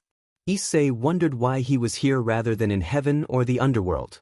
Ophis explained that his soul still had unfinished business and was refusing to pass on. His soul lacked the power to revive itself, so it had become stuck in limbo. Ophis added that she had been watching him for a while and found his actions interesting, so she had decided to charge his soul with a fraction of her power, just enough to allow him to return to the mortal realm. She warned that this was a one-time offer and that her power might influence his soul in ways she could not yet predict. Issei nodded, and then a blinding light engulfed his vision. Back in the gym of the alternate Kuo Academy, Rainier and Kaneko were frozen in shock. They had believed their friend dead after Asia had struck him with a powerful blast and then left through the roof with Riser. The two had lingered over Issei's fallen form, thinking they had lost him, until a burst of magical energy forced them back. When they looked again, he had changed. His clothes had shifted into a black, skin-tight battle suit beneath a long black trench coat that reached his midcalf. His expression had grown distant and hard, his lips pressed into a small frown and his eyes darker than before. His hair, once brunette, had turned snow-white, lengthened by stress and the torment of hallucinations of friends berating him for failing to protect Asia. Most striking were his wings. The angelic half had transformed into a second set of devil wings. The power Ophis had lent him had neutralized his angelic tie and left him as a full-blooded devil infused with her magic. Rainier and Kaneko stared, unable to reconcile the new figure with the person they had known. Rainier called out Issei's name with uncertainty. Issei turned toward her, scowled at the memory of her earlier wish that he had been killed, and answered in a lower, gruffer voice than before. Rainier asked hesitantly whether he was all right. Issei only looked at her, said nothing, and walked toward the gym exit. He knew what he had to do.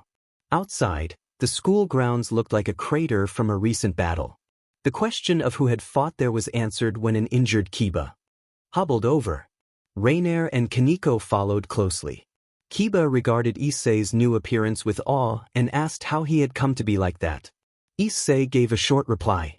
Rainier, taking in Kiba's battered and injured condition, asked what had happened to him. Kiba explained that he and Akino had encountered more of Riser's forces than expected. They had fought hard but were overpowered. Akino had unleashed a massive thunder attack as a last effort that had taken out most of the attackers but had also taken a heavy toll on her. Kiba had managed to retreat and find Issei before any surviving enemies could. Rainier and Kaneko exchanged worried looks, fearful of how Issei would react to Asia's apparent betrayal. Issei interrupted in a cold voice and announced that Asia had joined Riser. Kiba reacted in shocked disbelief. Issei explained that while he had been incapacitated due to his own overconfidence, Asia had been forced to confront one of Riser's Rook commanders. She had used too much power, lost control, and the aftermath had driven her into Riser's influence when he arrived at the gym. Kiba demanded, angrily blaming Issei and Rainier for their carelessness that had put Asia in that position. Issei replied with a short confirmation. Kiba lunged and aimed a punch at the back of Issei's head, but a purple magical shield granted by Ophis flared up and protected Issei like an aura. Issei turned and struck back with the new power, knocking Kiba down and forcing him to withdraw, visibly shaken from his earlier wounds. Issei resumed his march without hesitation, but Rainier and Kaneko grabbed his arm, faces a mix of shock and anger at how coldly he had acted. Rainier and Kaneko demanded to know how he could have attacked one of their own. Issei responded monotonously that Kiba had started it. Before more could be said, a massive explosion rocked the area, and two sets of blue lights snatched Rainier and Kaneko away. High above, Riser's Queen Yubaluna hovered in the sky with a smug expression. She taunted them, remarking that the two had been too distracted by lecturing to see what he could do, and added that she had enjoyed watching his display of power. Issei stared at her blankly, feeling no attraction to her spectacle, no anger at her taking his friends, no regret for what he had done, only emptiness. Yubaluna mocked him, asking if he was frozen by her looks and power. Issei replied that he did not feel anything. Issei warned that she was about to act. Yubaluna gasped at his sudden lunge and used her power to create an explosion meant to repel him, only to find that it had no effect. Issei, still surrounded by the purple aura from earlier, delivered a powerful axe kick that sent Yubaluna crashing to the ground. Before she could fully process what had happened, Issei formed a crackling purple sphere of magic and hurled it at the queen. The sphere froze her in place and bound her with surging energy. Trapped and overwhelmed, Yubaluna cried out and shed tears as the magical restraints tormented her. Issei then turned and walked back toward Riser's base, leaving the queen immobilized in the energy field. He muttered that his actions were for Asia. Rias grew more anxious than she had been when Issei had left with Asia at the start of the match. The current standing showed Riser and his queen remaining while most of Rias's team had been eliminated except for Issei and Asia. Rising to her feet, Rias left the ORC clubroom to confront Riser and regroup with Issei and Asia. As she flew to the new school building, she heard an announcement that Riser's queen had retired, which eased her somewhat. Now they were facing only Riser. That fragile reassurance shattered when she reached the roof and saw Issei standing alone, looking different, his hair white and his appearance altered, and facing Riser with Asia at his side. Rias landed beside Issei and demanded an explanation for his changed appearance and for Asia standing with Riser. Issei, annoyed that he had to repeat himself, explained that the first two questions did not matter and that Asia was now on Riser's team. Rias reacted with stunned outrage and accused Issei of causing Asia to switch sides, reminding him of how important Asia had been to their team. Her words cut him, and Issei's temper flared at the implication that it was his fault. Drag spoke through the manifested boosted gear on Issei's arm, calling out to Rias. Startled, Rias responded, and the dragon warned her to keep her distance. Drag explained that Issei had undergone a significant transformation and that much of the power from it had been dormant until Rias's reproach earlier. That power was now surging outward and, if not controlled, would erupt and endanger everyone nearby. Overwhelmed by the sight of Issei's transformation and feeling guilty for how she had treated him after he rejected her the previous night, Rias hesitated. As Drag announced the name of the new form, Issei was sealed in crimson armor. The armor's color was a very dark crimson, almost another hue entirely, and the gems that had been green were now a snow white that matched Issei's hair. Riser sneered and boasted that he had taken Asia from them and that he would claim Rias as well, declaring that the victory would increase his influence. Issei snapped back with a raw rebuke, declaring that he had had enough of Riser's arrogance. He began charging a violet sphere of magic amplified by his armor. The ball swelled until he held it aloft, its size dwarfing the whole building. Riser's confident face faltered as he realized the danger. He warned Issei that striking him with that attack could have catastrophic consequences, that it could harm bystanders and make Issei a wanted criminal, framing the conflict as one with far-reaching implications for their world. Issei responded firmly and without hesitation that he did not care. Issei then unleashed a devastating technique named Annihilation Blast. Smoke filled the field, and when it cleared, the announcer declared Rias Gremory the victor. Later, the faint beeping of a heart monitor filled a white room. Issei opened his eyes to a bright scene and found himself on what appeared to be a hospital bed. He tried to move but discovered he was restrained with ankle, wrist, and torso straps, his head free but his movement otherwise limited. The confinement made him uncomfortable. Inside, he was frantic to escape. The door opened and a tall man with crimson hair in a black suit entered. He introduced himself as Surzex in a calm tone. Issei remained silent, assessing the man and recognizing that his power exceeded both Riser's and his own. Surzex noted Issei's quietness and remarked that the boy had once been more talkative, probing gently. Issei stayed silent, and Surzex grew a little frustrated at how different the boy had become compared to the stories his sister Rias had told. The old Issei had been the one he preferred, kind and loyal to his friends. This new Issei had already turned on a teammate and launched a desperate attack on Riser while Asia stood nearby. Although she had been defending Riser at the time, the incident still shocked everyone. Surzex asked what had happened to the boy and where the old Issei who cared for his friends had gone. Issei was quiet for a moment before answering. He explained that the old Issei was gone and that Ophis, the infinite dragon god, was responsible. Surzex, surprised and curious at the mention of the Cow's Brigade leader, asked what Ophis had to do with the change. Issei said that he had been dying. He told Surzex that Asia had lost control and struck his chest before leaving with Riser. He described waking in a black void where visions of his friends tormented him with accusations of not being good enough until something inside him broke.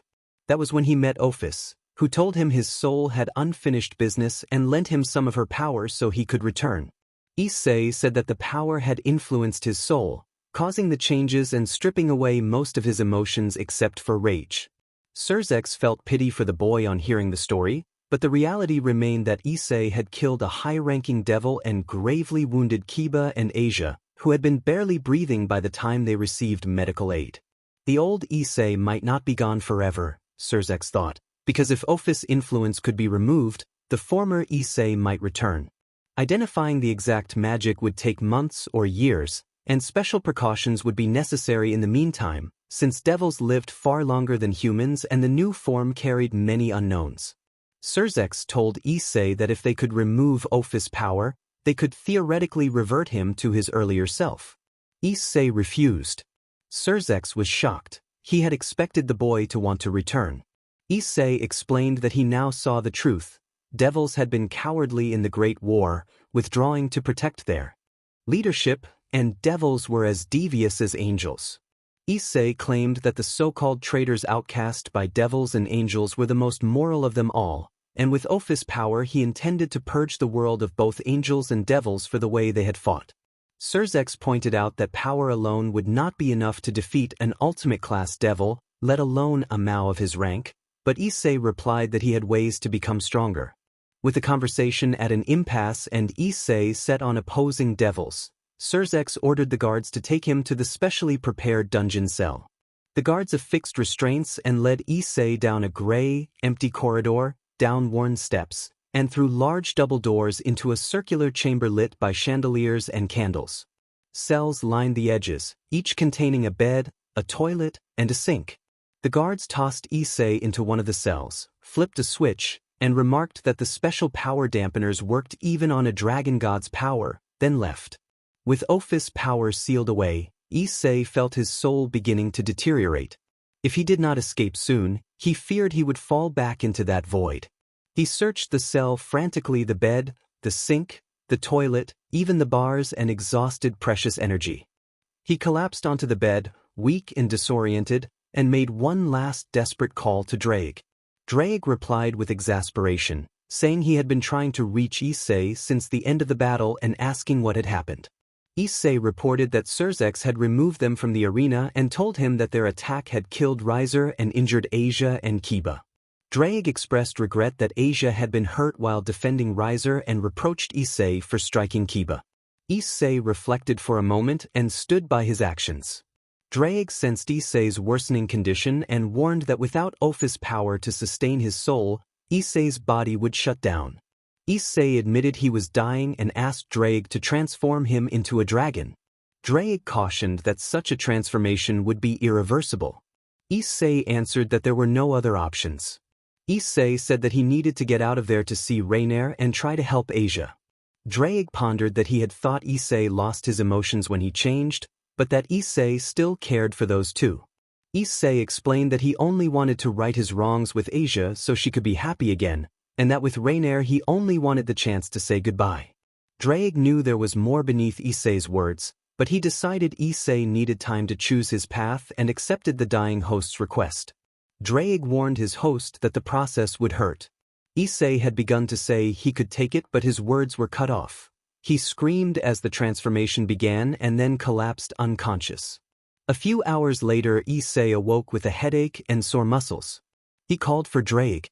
Drake telepathically acknowledged that Issei was awake, reported that the transformation had gone smoothly, that Issei's vitals were stable, and that his current form was now half dragon, half devil.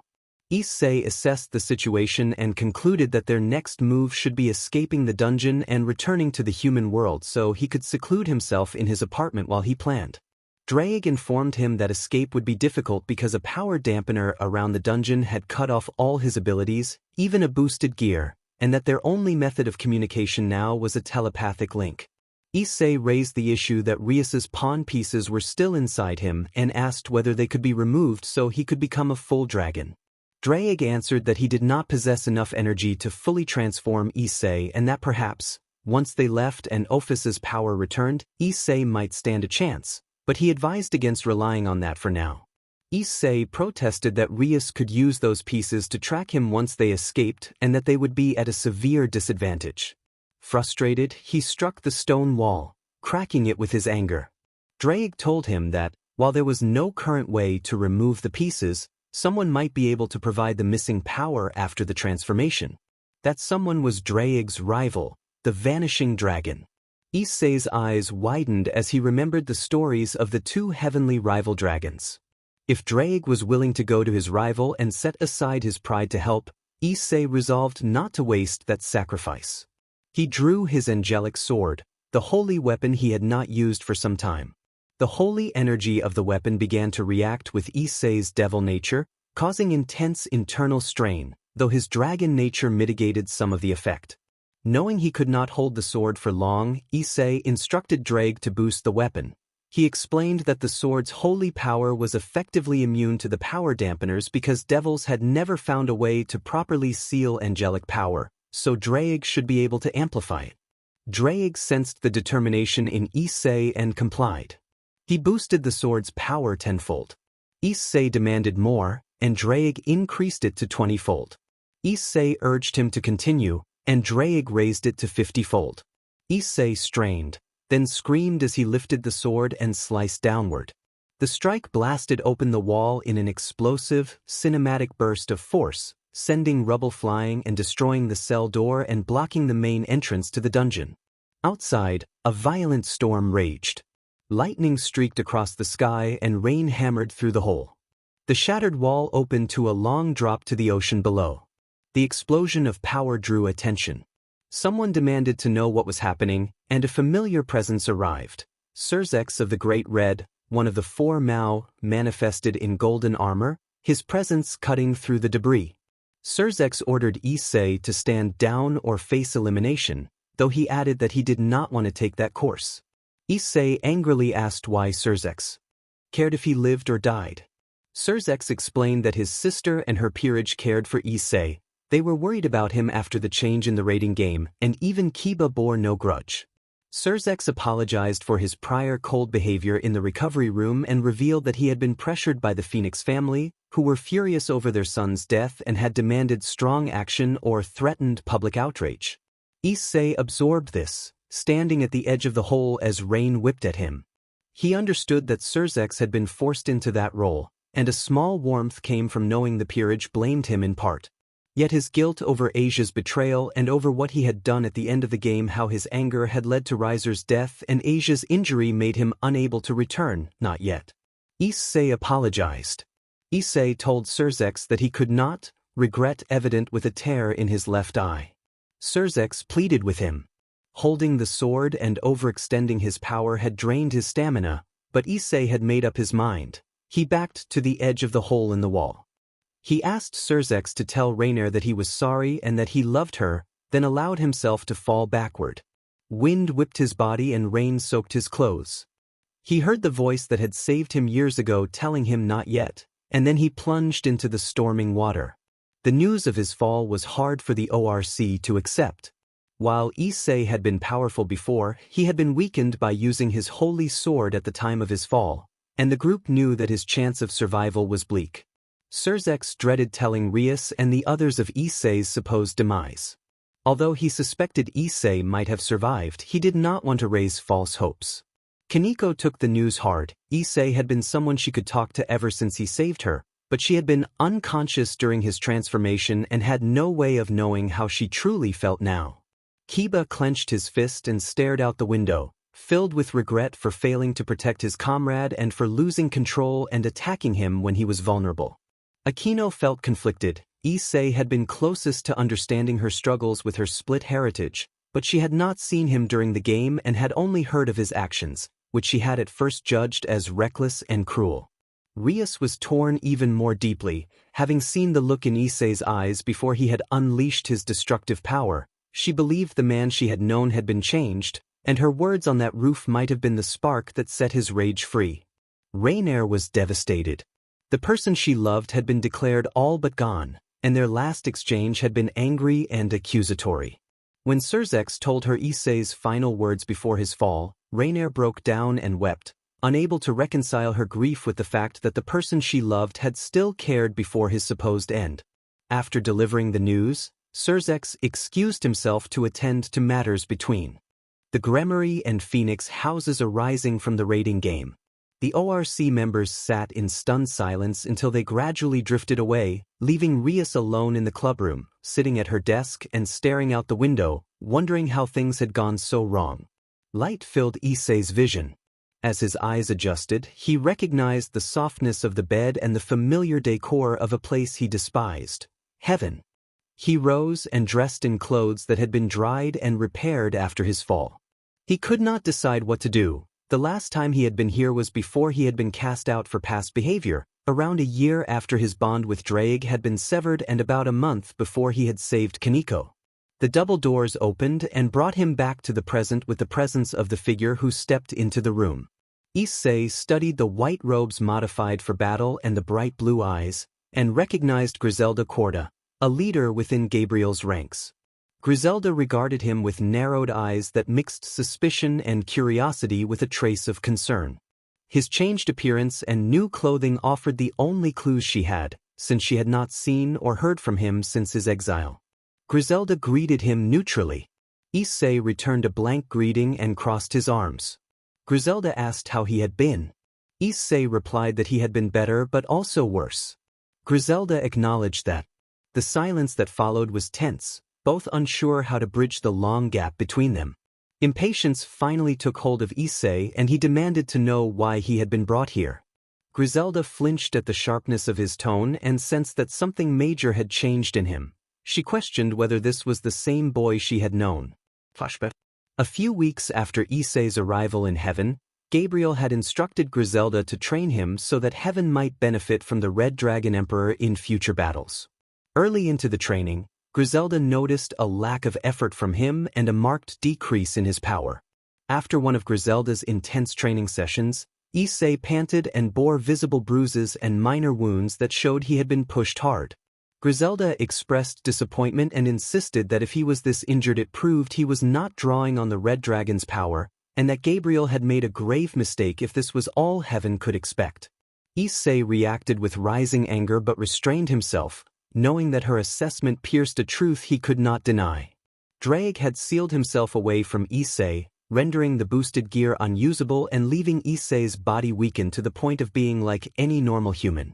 Fueled by anger, Issei charged the woman with a furious roar, but Griselda simply shaped a wall of light that repelled the assault and sent him flying across the room.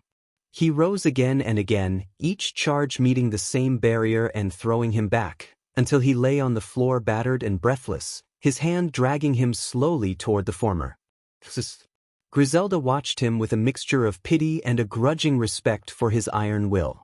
She reflected that the Red Dragon of Domination responded to intense emotion, and in his current state his rage might be able to awaken his true power.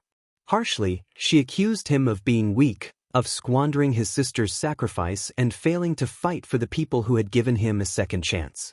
Her words cut deeply, implying that his refusal to fight for those who had manipulated his sister was a betrayal of her life. A fierce light flared in Issei's eyes at her words. Rage surged, but when he opened his mouth to roar back, nothing came out. In that stunned silence he realized that she was not entirely wrong.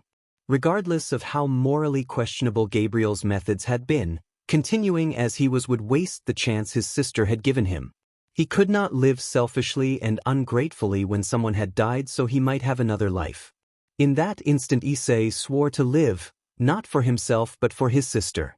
He resolved to live the life she had been denied, to taste the foods, meet the people, and experience the world she could not. He would honor her by living until his last day. With that calm resolve he turned his back on Griselda. She was momentarily stunned into silence by his newfound composure. Despite a few bitter protests from her, Issei kept walking and did not look back. Presently, Issei called out impatiently, snapping Griselda back to the moment. She blinked and focused on him, concern evident in her expression as she asked why he had changed so drastically. Once patient and respectful, he was now harder, and she worried for the boy she had once trained. Issei hesitated, weighing whether to reveal everything. His features softened and he lowered his arms, then began to recount the chain of events. Asia's breakdown over his weakness and his broken promise, her betrayal and the fact that she had killed him, Ophis granting him part of her power to bring him back at the cost of most of his emotions, and finally the end of the game that led to his escape and fall from the prison cell. By the end of his account, Griselda's eyes filled with tears. It pained her to hear that the person she had trained and come to care for had suffered death and then been treated coldly by the faction that had taken him in. She approached Issei and placed a hand on his shoulder. He permitted the gesture briefly before shaking it off and returning to the matter at hand. Calmly he asked why he had been brought there. After a pause, Griselda revealed that Gabriel wanted to apologize. The news astonished him. Gabriel had broken Heaven's rules to reincarnate him as a warrior for the boosted gear and had remained steadfast in her decision while giving him only what information was necessary each day. The idea that she might now wish to apologize was almost inconceivable.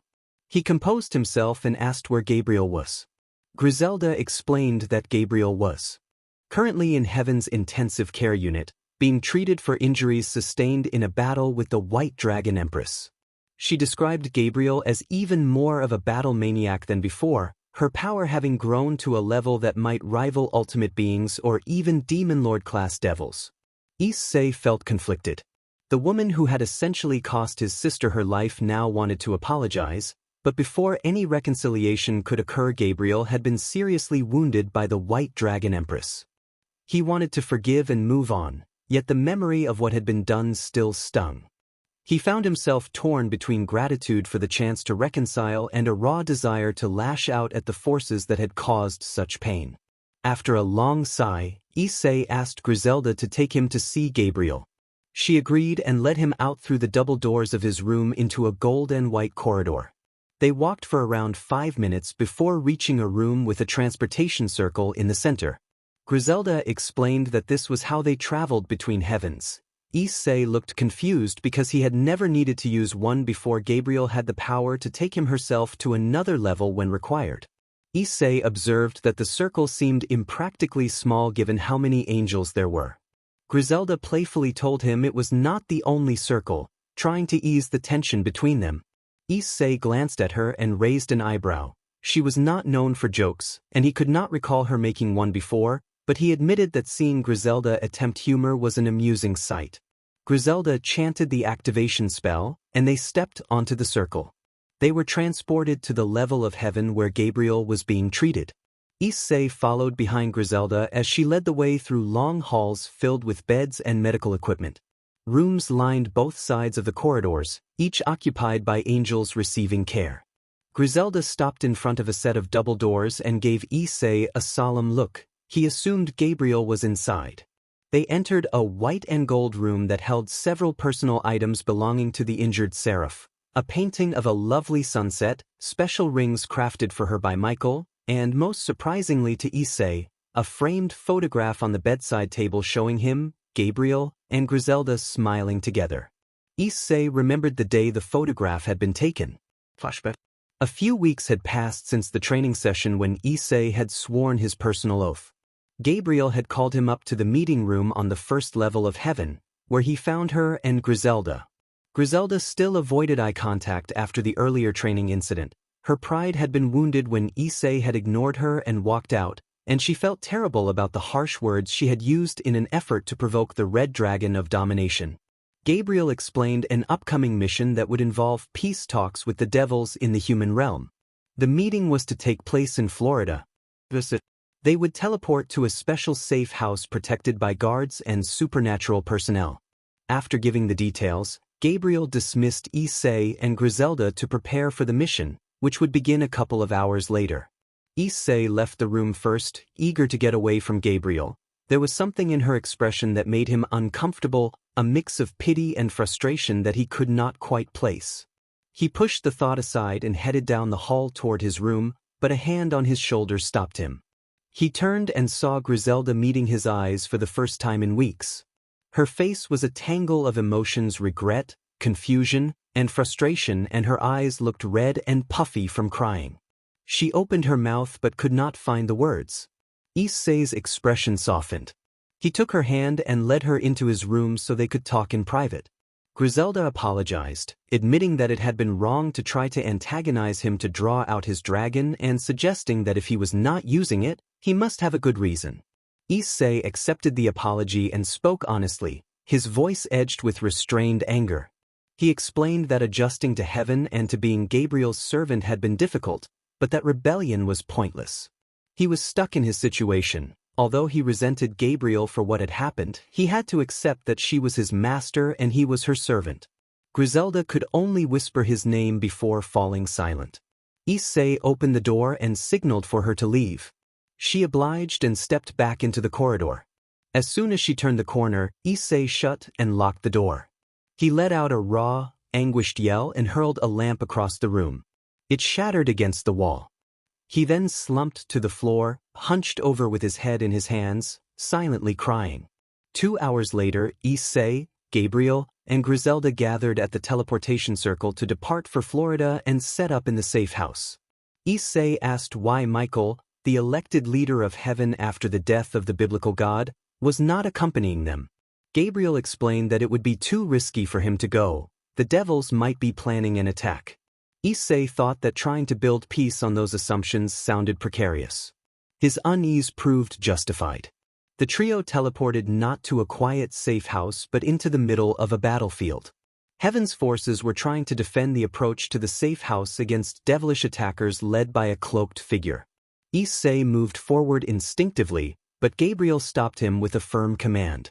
She instructed him to stay inside and protect their forces if the breach occurred, ordering him not to go outside, and handed him a spare holy sword. Issei bristled at being babied but calmed himself. Without Drake he had no real way to fight, and he was not skilled in hand-to-hand combat. He accepted the sword and took a position among the cluster of wounded soldiers at the center of the building. Gabriel and Griselda launched out of the building to meet the attackers.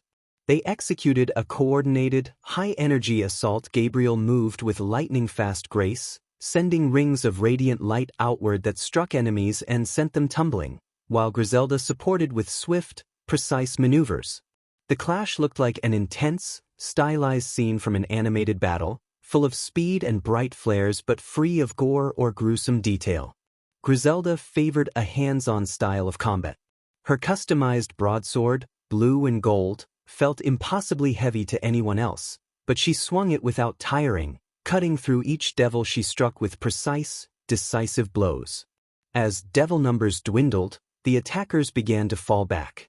The two angels allowed themselves a brief moment of relief, but the pause lasted only a heartbeat. The safe house was struck by a massive blast, filling the air with smoke and the roar of flames. Both angels called Issei's name at once and ran toward the ruins, anxious about what had happened to him. Gabriel cast a clearing spell to sweep the smoke aside and reveal the scene. The ruins were visible, and wrapped around Issei and the injured soldiers was a huge blue shield. Gabriel gasped, and Griselda noticed immediately. Griselda demanded how Issei and the others could be alive. Gabriel explained that it was a technique she had not seen performed by an angel in many centuries, called Divine Protector. She said the ability allowed an angel to draw pure holy essence into a holy sword and use it as a barrier to protect others. The shield's size reflected the user's affinity for holy energy. Judging by how large the shield had been, Gabriel speculated that Issei might possess the greatest potential for the technique seen in a millennium. Griselda's eyes widened at the suggestion that Issei could be that exceptional. Gabriel's look of satisfaction planted a worry in Griselda's mind. What if Gabriel tried to use that power to force Issei into battle? Griselda wanted to protect him, but she still struggled to understand her feelings and whether keeping him safe was worth everything she had worked for. On the battlefield, Issei groaned in pain. He had taken the brunt of the blast before he managed to raise the shield to save the others. The effort had sapped his energy and left him battered and exhausted, but alive. He let the shield fall and slumped to the ground. Griselda hurried to check on him. After confirming he had no life-threatening injuries, she hoisted him onto her shoulder to help him walk. Back beside Gabriel, Griselda suggested taking a photo to mark their survival. Griselda smiled genuinely. Issei and Gabriel offered forced smiles, uncertain what the future would bring. The flashback ended. In the present, Issei was brought back by a soothing voice calling his name. He opened his eyes and met Gabriel's golden gaze. Gabriel had awakened while he had been lost in memory. Gabriel, speaking softly and gratefully, said she was glad he had come. Replied in a strained voice that Griselda had said Gabriel wanted to speak with him. Gabriel hesitated, struggling with what she intended to say. She knew she had treated Issei harshly, but she still believed it had been for heaven's greater good. Now that she had him there and he was not the same as before, she took the chance she had avoided. Gabriel told him she wanted to say he had done well against the devils and that it had not been his time to die. She asked if that was what he had wanted from her. Issei's emotions flipped to anger. He had been brought back to a place of painful memories after being discarded by the devils. The past humiliations still stung. When the person who had tormented him finally had the opportunity to apologize and offer closure, she stepped back and took the easy route. He could not let it pass. Issei's eyes burned as he summoned his boosted gear for the first time in the angel's presence, the very thing they had demanded of him before. He accused Gabriel loudly, telling her she could not summon him here to apologize after a year of mistreatment and then retreat at the last minute. Gabriel was stunned to see the boosted gear again and to witness the depth of his anger. She had not realized how much pain she had caused him, nor how fiercely he intended to hold her accountable. Griselda moved between Issei and Gabriel to prevent things from escalating, but that only intensified Issei's fury. He challenged Griselda, incredulous that she would protect Gabriel after witnessing what she had done. Griselda said she could not allow Issei to harm Gabriel because Gabriel was a seraph with strong ties to Michael. Issei clenched his gauntlet hand and withdrew his trust.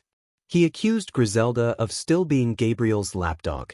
When Griselda began to respond, Issei struck, knocking her aside. He warned that next time she got in his way he would not hold back, then stepped toward Gabriel's bed. Gabriel activated a call for guards. Issei threatened to deliver a decisive strike. Before he could act, a bright light filled the room and momentarily blinded him. A figure emerged from the light and used that moment to strike Issei in the chest, sending him skidding into the wall.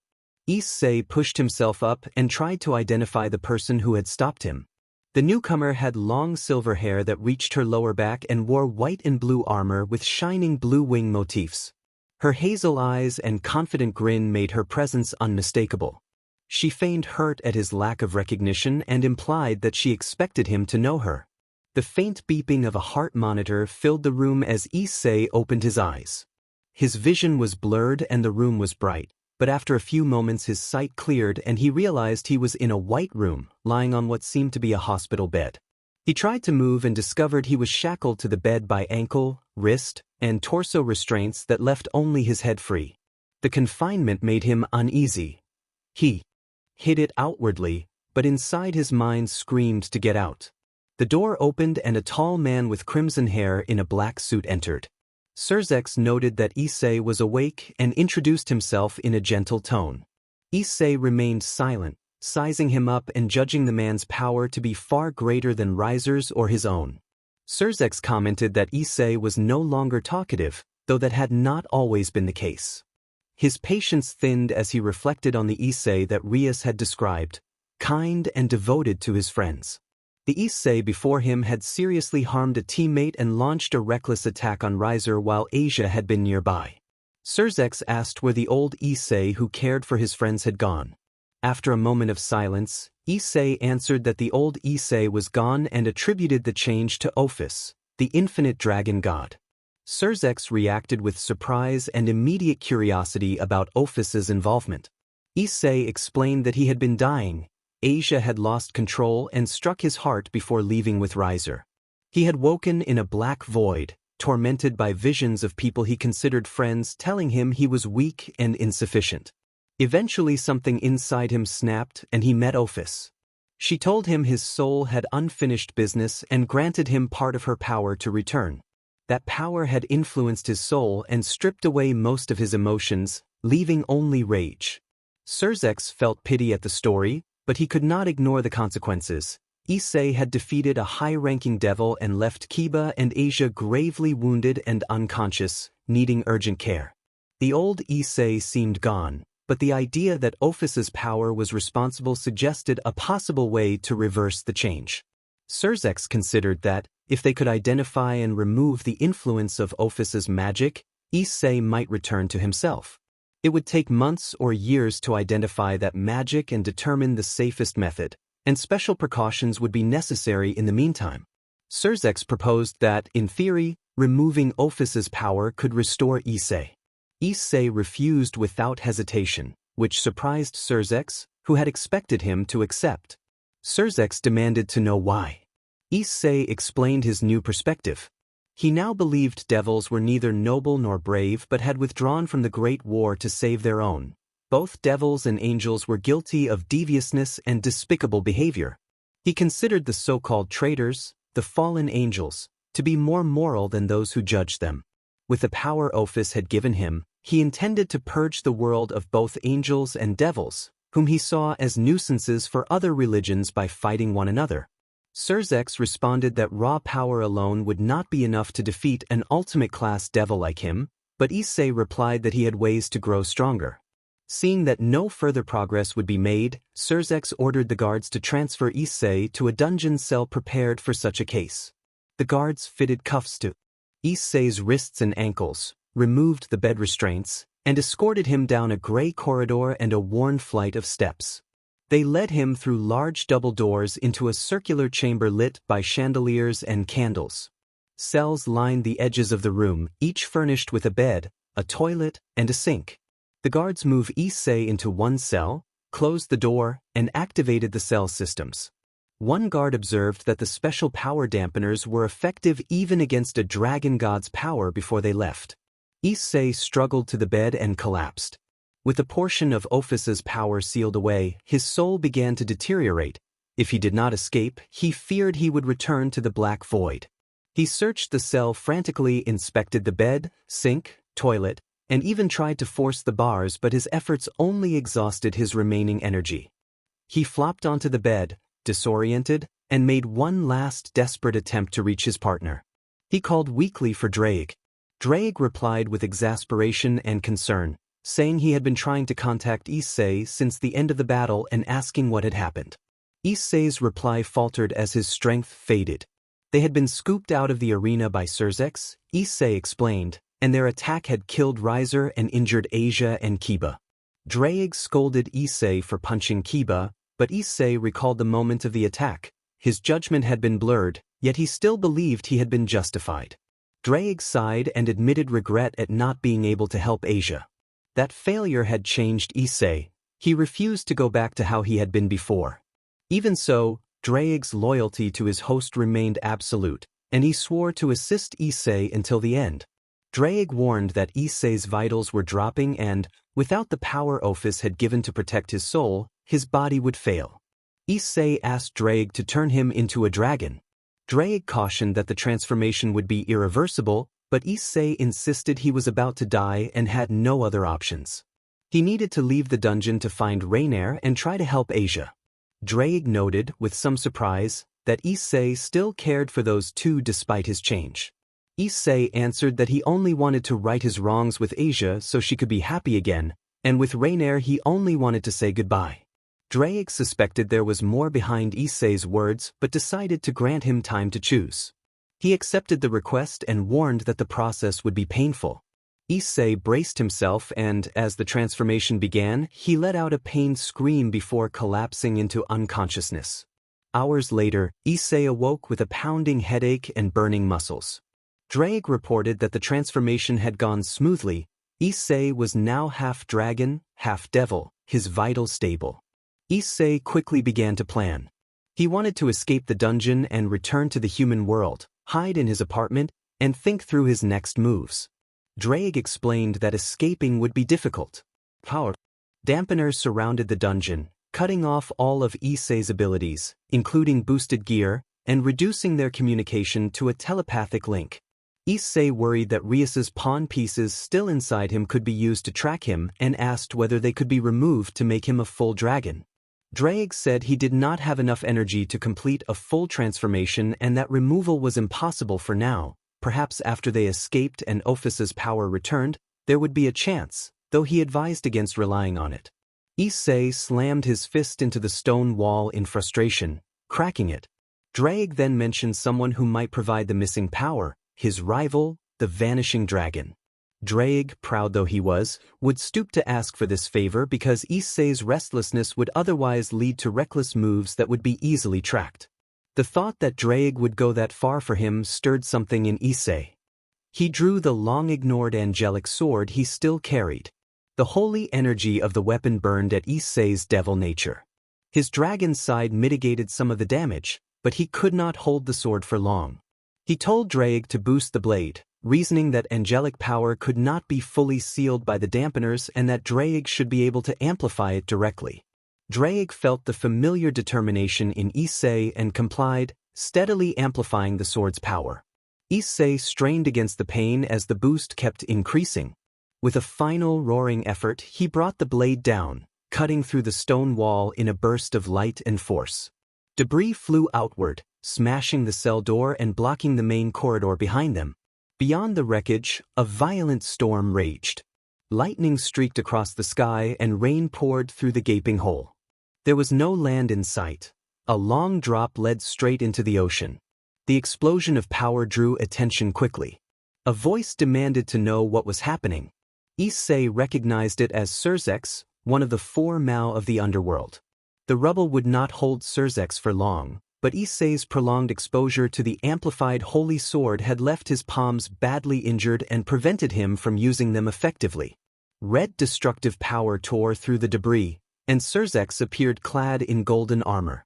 He ordered Issei to stand down and warned that he would be forced to eliminate him if necessary, though he expressed reluctance. Issei asked why Surzex cared whether he lived or died. Surzex replied that his sister and her peerage cared about Issei and were worried after his change in the rating game, and that even Kiba bore no grudge against him. Surzex told Issei that he had been forced to act cold and lock him up because the Phoenix family, angered by their son's death, had been watching closely and had threatened an outrage if he did not comply. Issei stood at the edge of the hole with rain whipping at him, taking in the explanation. He understood that Surzex had been pressured, and it was somewhat consoling to hear that almost all of the peerage blamed him for what had happened. Still, he remembered that Asia saw her betrayal as his fault and that, in the heat of the raiding game, he had struck down Riser and wounded Asia when his anger had taken over. He could not bring himself to return yet. Issei told Surzex that he could not go back, his voice heavy with regret and a tear in his left eye. Surzex pleaded with him not to do it. Stamina drained from holding the sword and excessively boosting, Issei stepped back to the edge of the hole in the wall.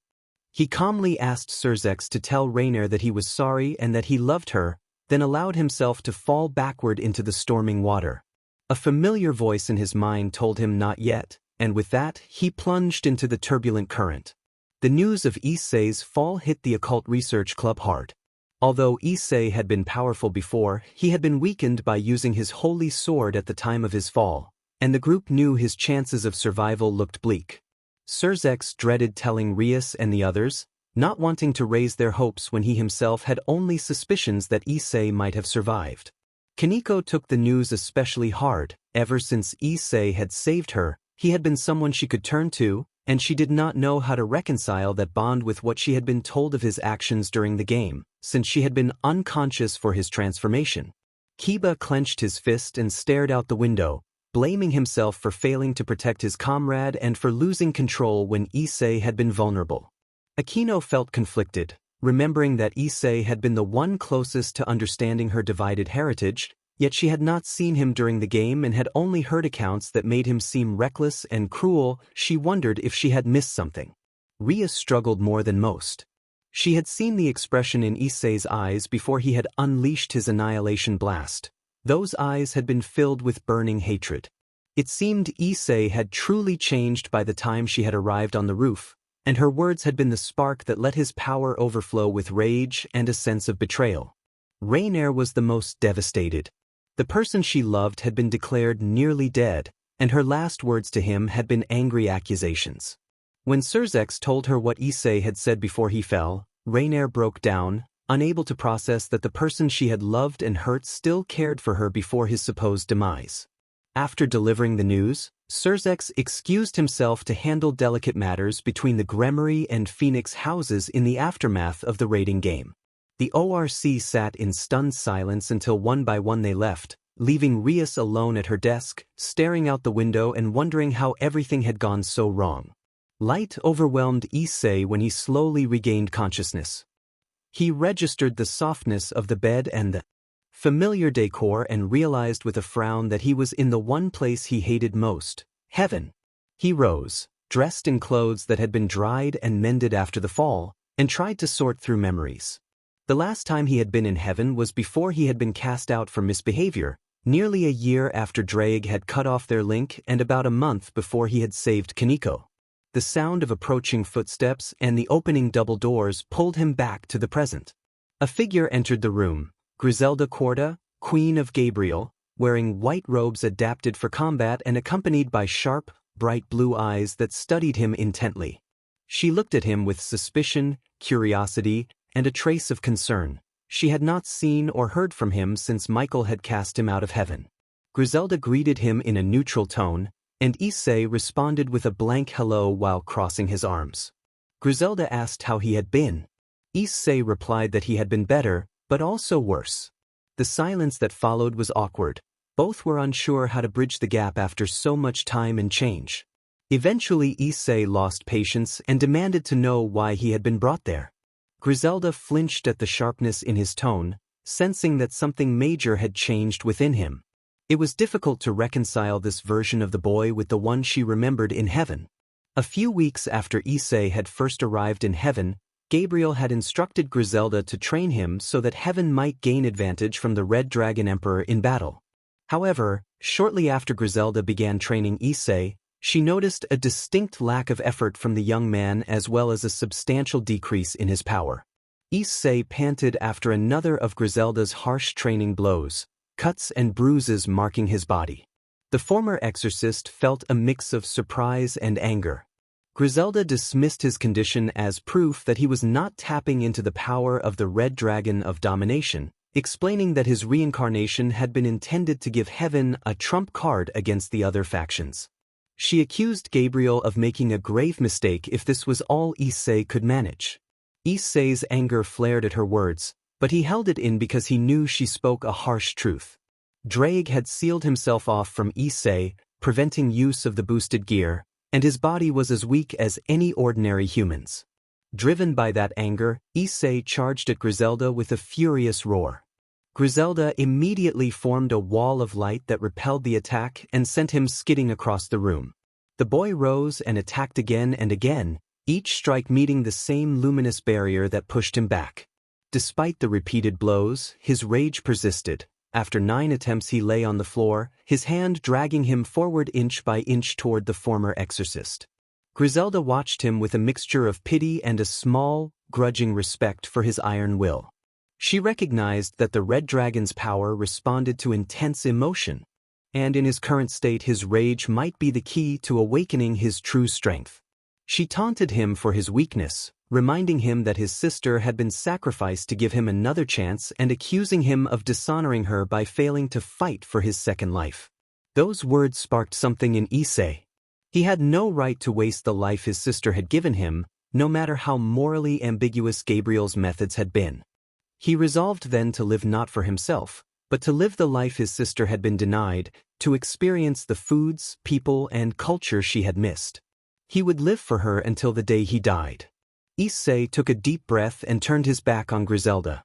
She was stunned by his calmness after her verbal assault, and a few feeble protests escaped her, but he continued walking and did not look back. The memory ended. Issei snapped Griselda back to the present with an impatient shout. Griselda came to herself and looked at him with confusion and concern. She noted that he used to be patient and respectful, and now he seemed changed. Worried, she asked about the cause of his transformation. Issei hesitated, then lowered his arms and began to explain. He recounted Asia's breakdown over his weakness and broken promise, her betrayal and the events that resulted in his death, Ophis granting him some power to return at the cost of many of his emotions, and finally the end of the game that led to his escape and fall from the prison cell where he had been held. By the time he finished, Griselda's eyes were wet. The person she had trained and cared for had endured death and the cold treatment of the devil faction that had supposedly taken him in. Griselda walked over and placed a hand on his shoulder. Issei allowed it for a moment, then gently shook it off and returned to the matter at hand. He asked why Griselda had brought him there. After a pause, Griselda revealed that Gabriel wanted to apologize. Issei was stunned by the revelation that the angel who had broken rules to reincarnate him might now seek reconciliation. He composed himself and asked where Gabriel was. Griselda replied that Gabriel was currently in Heaven's medical ward, recovering from injuries sustained in a battle with the White Dragon Empress. She warned that the Empress had become even more battle-driven and powerful, perhaps approaching the strength of an ultimate or even a Mao-class devil. Issei wrestled with conflicting emotions. Gabriel had been responsible for the chain of events that led to his sister's sacrifice and his own suffering, yet the possibility of an apology stirred something in him. He also felt the urge to confront the White Dragon Empress for interrupting his chance at reconciliation. After a long sigh, he asked Griselda to take him to see Gabriel. She agreed and led him out through the double doors of his room into a gold and white corridor. They walked for about 5 minutes before reaching a room with a transportation circle in the center. Griselda explained to the confused Issei that this was how they traveled between heavens, since Gabriel could otherwise transport him personally when necessary. Issei commented that it seemed impractical to have such a small circle with so many angels, and Griselda playfully replied that it was not the only circle they had. Issei gave Griselda a quick look and raised his brow at the rare joke. She was not known for that kind of humor, and the sight of her trying to be light-hearted struck him as oddly amusing. After Griselda activated the circle with a brief chant, The two stepped onto it and were transported to the level of heaven where Gabriel was being treated. Issei followed behind Griselda as she led the way through many halls filled with beds and medical equipment. Rooms lined both sides of the corridors, each occupied by angels receiving treatment. Griselda stopped before a set of double doors and gave Issei a solemn look, which he took to mean Gabriel was inside. They entered a room decorated in white and gold, but it also contained several personal items belonging to the injured seraph, a painting of a sunset, special rings crafted for her by Michael, and a framed photograph on the bedside table showing Issei, Gabriel, and Griselda smiling together. The sight of that photograph brought Issei back to the day it had been taken. Flashback. A few weeks had passed since the training session when Issei had sworn his personal oath. Gabriel had called him to the meeting room on the first level of heaven, where he met her and Griselda. Griselda still would not meet his eyes after the earlier session. Her pride had been hurt when Issei had ignored her and walked out, and she had felt terrible about the harsh words she had used to try to provoke his dragon. Gabriel discussed an upcoming mission, peace talks with the devils in the human realm, to be held in Florida, USA. They would teleport to a secure safe house guarded by both human and supernatural personnel. After briefing them, Gabriel dismissed Issei and Griselda to prepare for the mission that would begin in a couple of hours. Issei hurried out first, eager to distance himself from Gabriel. Something in her gaze had made him uneasy, a mixture of pity and frustration. He pushed the thought aside and continued down the hall toward his room until a hand on his shoulder stopped him. He turned to find Griselda looking at him directly for the first time in weeks. Her expression was heavy with regret, confusion, and frustration, and her eyes were red and swollen from crying. She tried to speak, but no words came. Issei softened, took her hand, and led her into his room so they could talk in private. Griselda apologized for her earlier behavior, admitting it had been wrong to antagonize him in an attempt to provoke his dragon and acknowledging that, if he was choosing not to use it, he must have his reasons. Issei accepted the apology and explained that adjusting to his role as Gabriel's servant had been difficult given the circumstances that led here. He said bluntly that rebellion was pointless. He was stuck in his position, and despite his resentment toward Gabriel, he had to accept that she was his master and he was her servant. Griselda could only whisper his name before quieting. Issei opened the door and motioned for her to leave. She complied and turned the corner.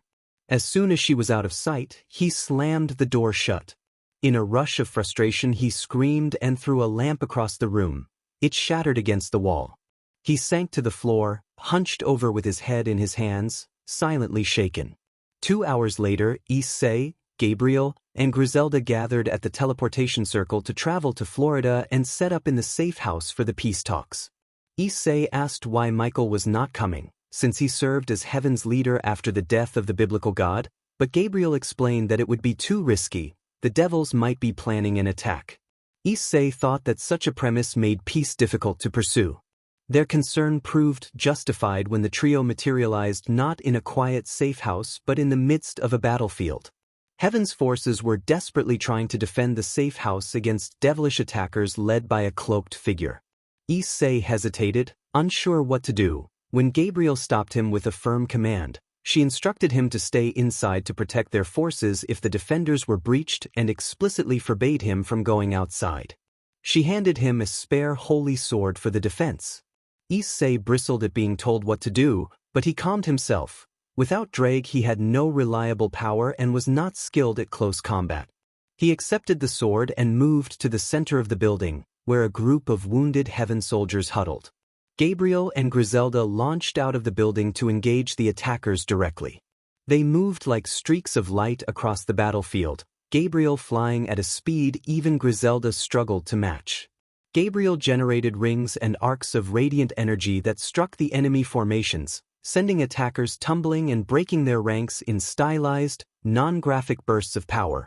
The battle took on the feel of an intense, surreal skirmish, more like a dramatic display of force than anything gory.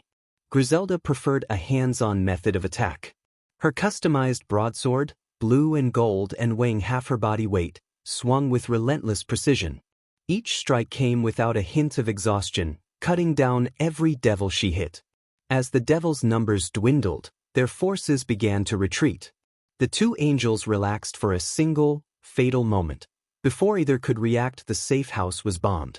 The explosion was massive, smoke filled the air, and the roar of flames dominated the wreckage.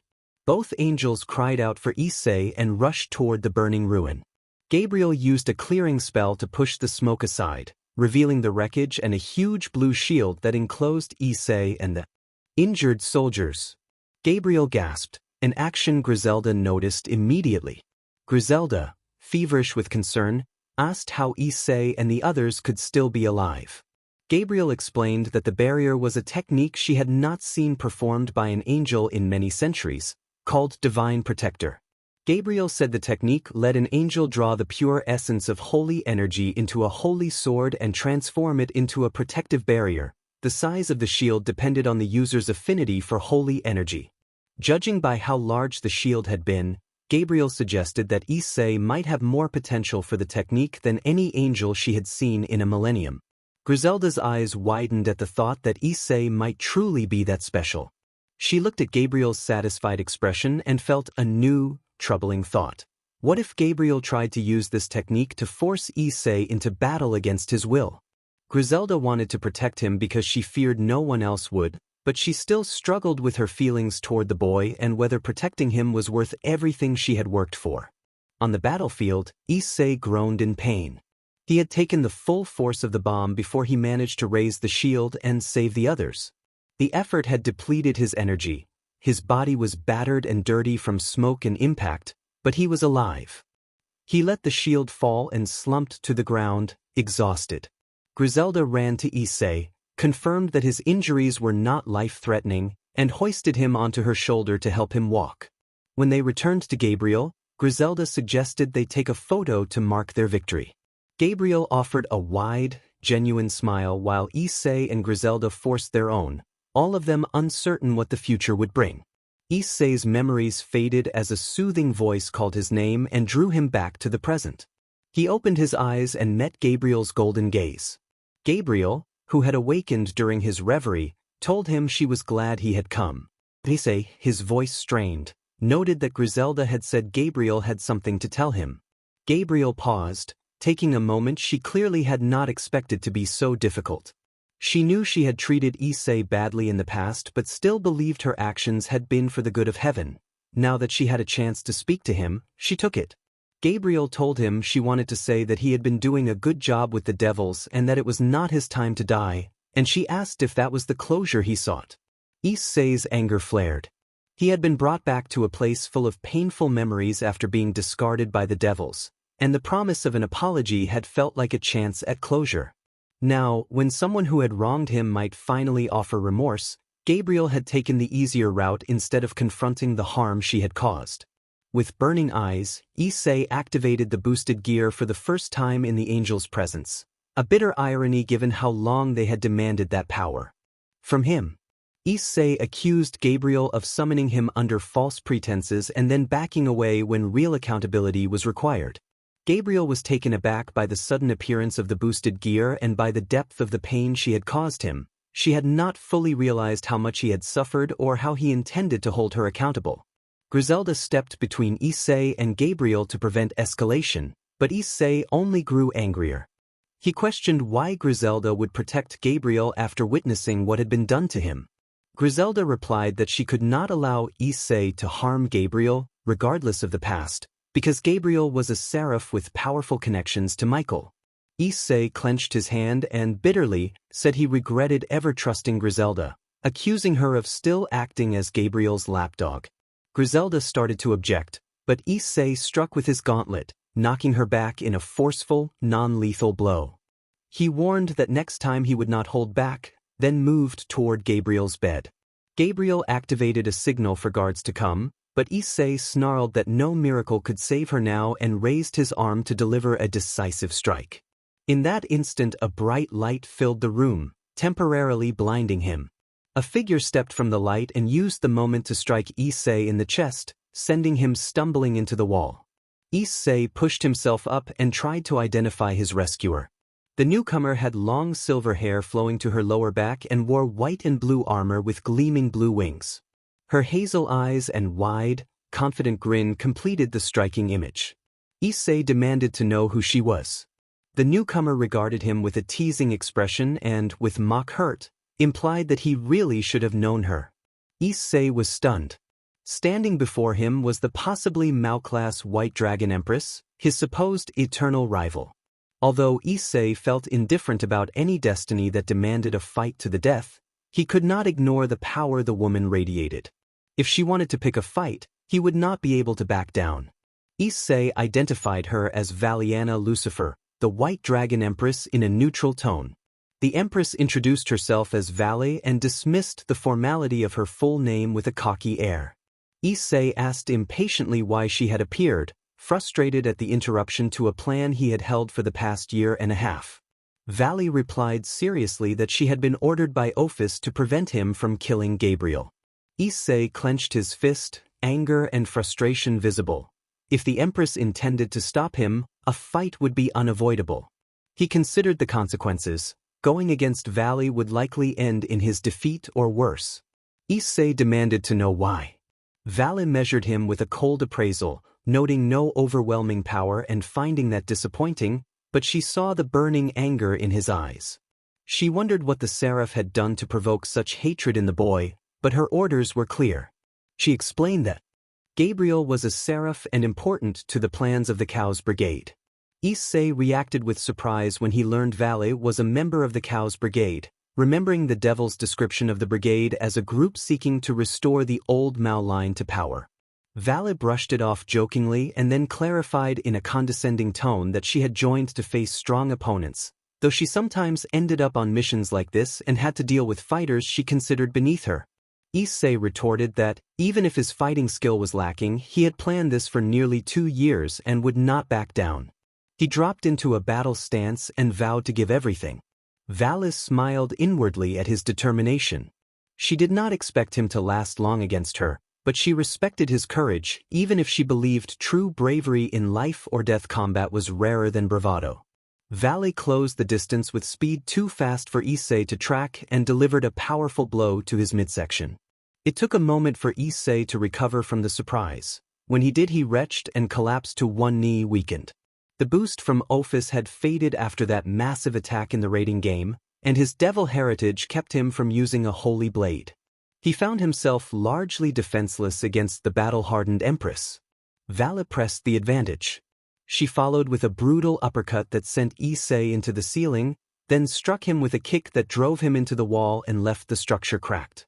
Issei coughed, staggered painfully to his knees, and finally managed a limping, strained stand. Issei insisted that it would take more than that to put him down. Vali acknowledged his determination, but she could not allow him to leave when he was intent on killing Gabriel. She activated a technique called Divide. Issei grunted and fell to his knees once more. What had already been one-sided became an overwhelming rout as his already limited power was halved. With Ophis boost gone, he was forced back to his baseline. He paused, searching for an opening, but Vali seized that hesitation and smashed him into the wall again, shattering it and sending him flying into the next room. Griselda cried out in concern. Vali dismissed the worry, suggesting that Issei was a fighter, and then shot into the next room to continue her mission. Griselda turned to Gabriel with a puzzled expression and asked what Vali had meant by calling Issei a fighter. Gabriel remained silent at first, which provoked Griselda. Anger flared in her eyes as she seized the collar of his robe and demanded an explanation. Gabriel explained that when Issei had been in heaven and undergoing training, he had not progressed as expected with the boosted gear. Since the boosted gear was intended to be one of heaven's primary power sources, Gabriel took matters into his own hands and commissioned a scientist in the research department to create a serum that might increase Issei's affinity with the gear. Griselda was stunned that Gabriel had acted without involving her, especially since she had been responsible for training Issei. Gabriel continued that Issei had been brought to a lab and secured to a restraining table while unconscious, and the scientist administered the serum. At first it appeared to have no effect, then his heart rate and blood pressure spiked, and he began to thrash while still unconscious. A burst of crimson energy erupted from the red dragon within the boosted gear, confirming that the experiment had triggered a reaction. Gabriel recounted with a frown that the blast had knocked everyone back and freed him. Griselda asked eagerly to hear what had happened to the boy. A tear escaped Gabriel's eye as she gathered the courage to tell her queen something she had never told anyone about Issei. She explained that the serum must have scrambled his mind. Once he escaped the lab, he went on a violent rampage, overwhelming countless seraphs with power far beyond what anyone expected. He was only stopped when Gabriel and the other seraphs constructed a prison in second heaven to contain him. Gabriel confessed that she could never view him the same way after that. She feared that, if enraged, his power could return to that uncontrollable state. Griselda was stunned at the scale of what a seraph had done to their own kind for the sake of Issei's power, and she found it miraculous that she herself had not fallen in the aftermath.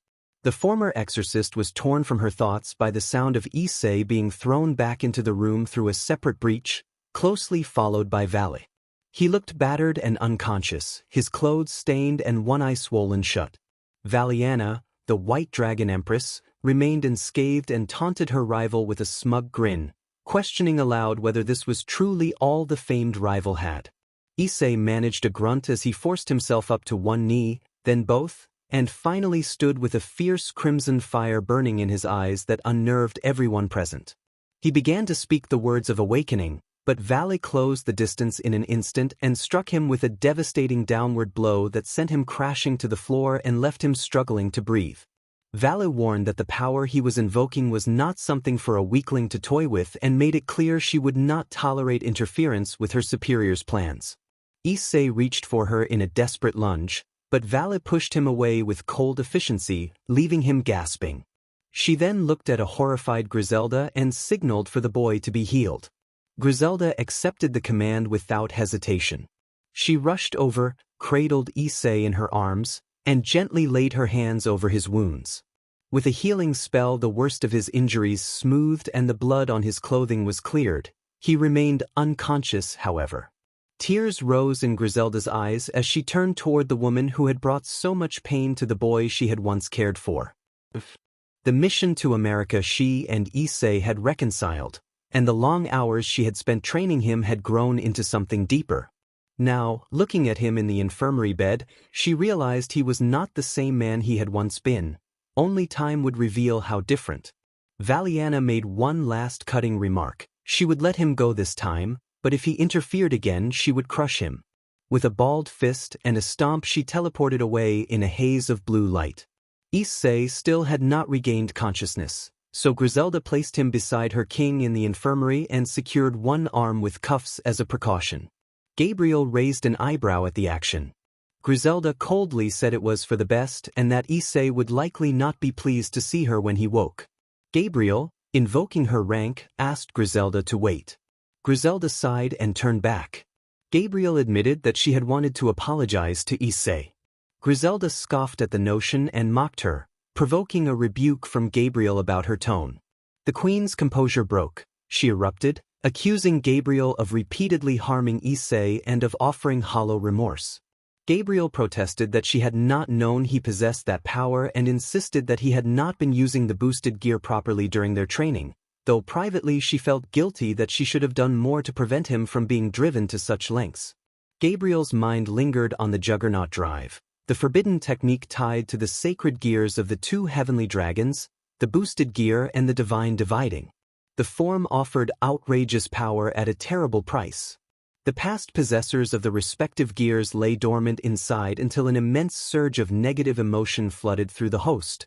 They then awakened and seduced the user with the promise of power at the cost of their sanity and, eventually, their life. Both Gabriel and Griselda knew the tragedies of past Red and White Dragon Emperors falling into that trap, and no matter what the relationship between them and Issei might be, the first step to atonement was to ensure he never fell victim to the Juggernaut Drive. Only one of the women had the strength of heart to act on that step. Griselda restrained her temper and told Gabriel with conviction that she would not let Issei succumb to the cursed form, calling it a fate worse than death, and then left the room. The seraph was abandoned by her trusted queen and left alone with the man who hated her most in the universe. Upon that realization, she wept quietly for the broken bond the three of them could have shared if things had gone differently. 3 days later, In the late evening, Issei began to stir. The warm blankets and soft pillows made his eyes fight to stay shut, but when he fully remembered where he was and the events that had transpired, he sat up in an instant. A figure on another bed in the corner of the room jerked upright at his sudden movement. Issei locked eyes with the figure and, as his vision adjusted to the dim room, anger rose when he recognized the seraph Gabriel. Issei snarled at Gabriel and tried to move toward her, but the handcuff attached to his arm and chained to his bed held him back.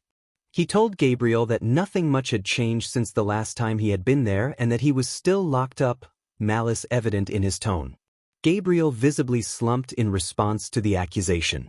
Gabriel said she had never wanted him to be locked up and explained that they had had no choice after the rampage he had gone on. Issei retorted that Gabriel's selfish experiments had caused the rampage in the first place, accusing her of sinking so low to obtain the boosted gear. Gabriel admitted that she had made a mistake with him, her voice small. Issei responded with a half-annoyed, half-mocking comment. Gabriel, suddenly raising her voice in a way that shocked them both, demanded that he stop the childish attitude and snarky remarks for once while she was trying to apologize. Seeing the plea in her eyes, Issei felt, for reasons he could not immediately explain, obliged to listen. Gabriel told him that what she wanted to say before the White Dragon Emperor had arrived was that she was sorry for treating him like a tool for so long. She confessed that she had been too focused on molding him into the perfect weapon for heaven, something she should never have been involved in. She acknowledged that she had traded his life for his sister's without asking for his consent, that the sister had been far too young to understand the implications, and that those were terrible decisions that had hurt him greatly. Gabriel admitted she had made it worse by treating him as a tool rather than as a human being, and she apologized sincerely to Issei Hyoudou. As she spoke, her wings shone a blinding golden color, signaling the depth of her honesty in that moment. Issei froze, stunned beyond expectation. He had never imagined Gabriel would offer such a heartfelt apology.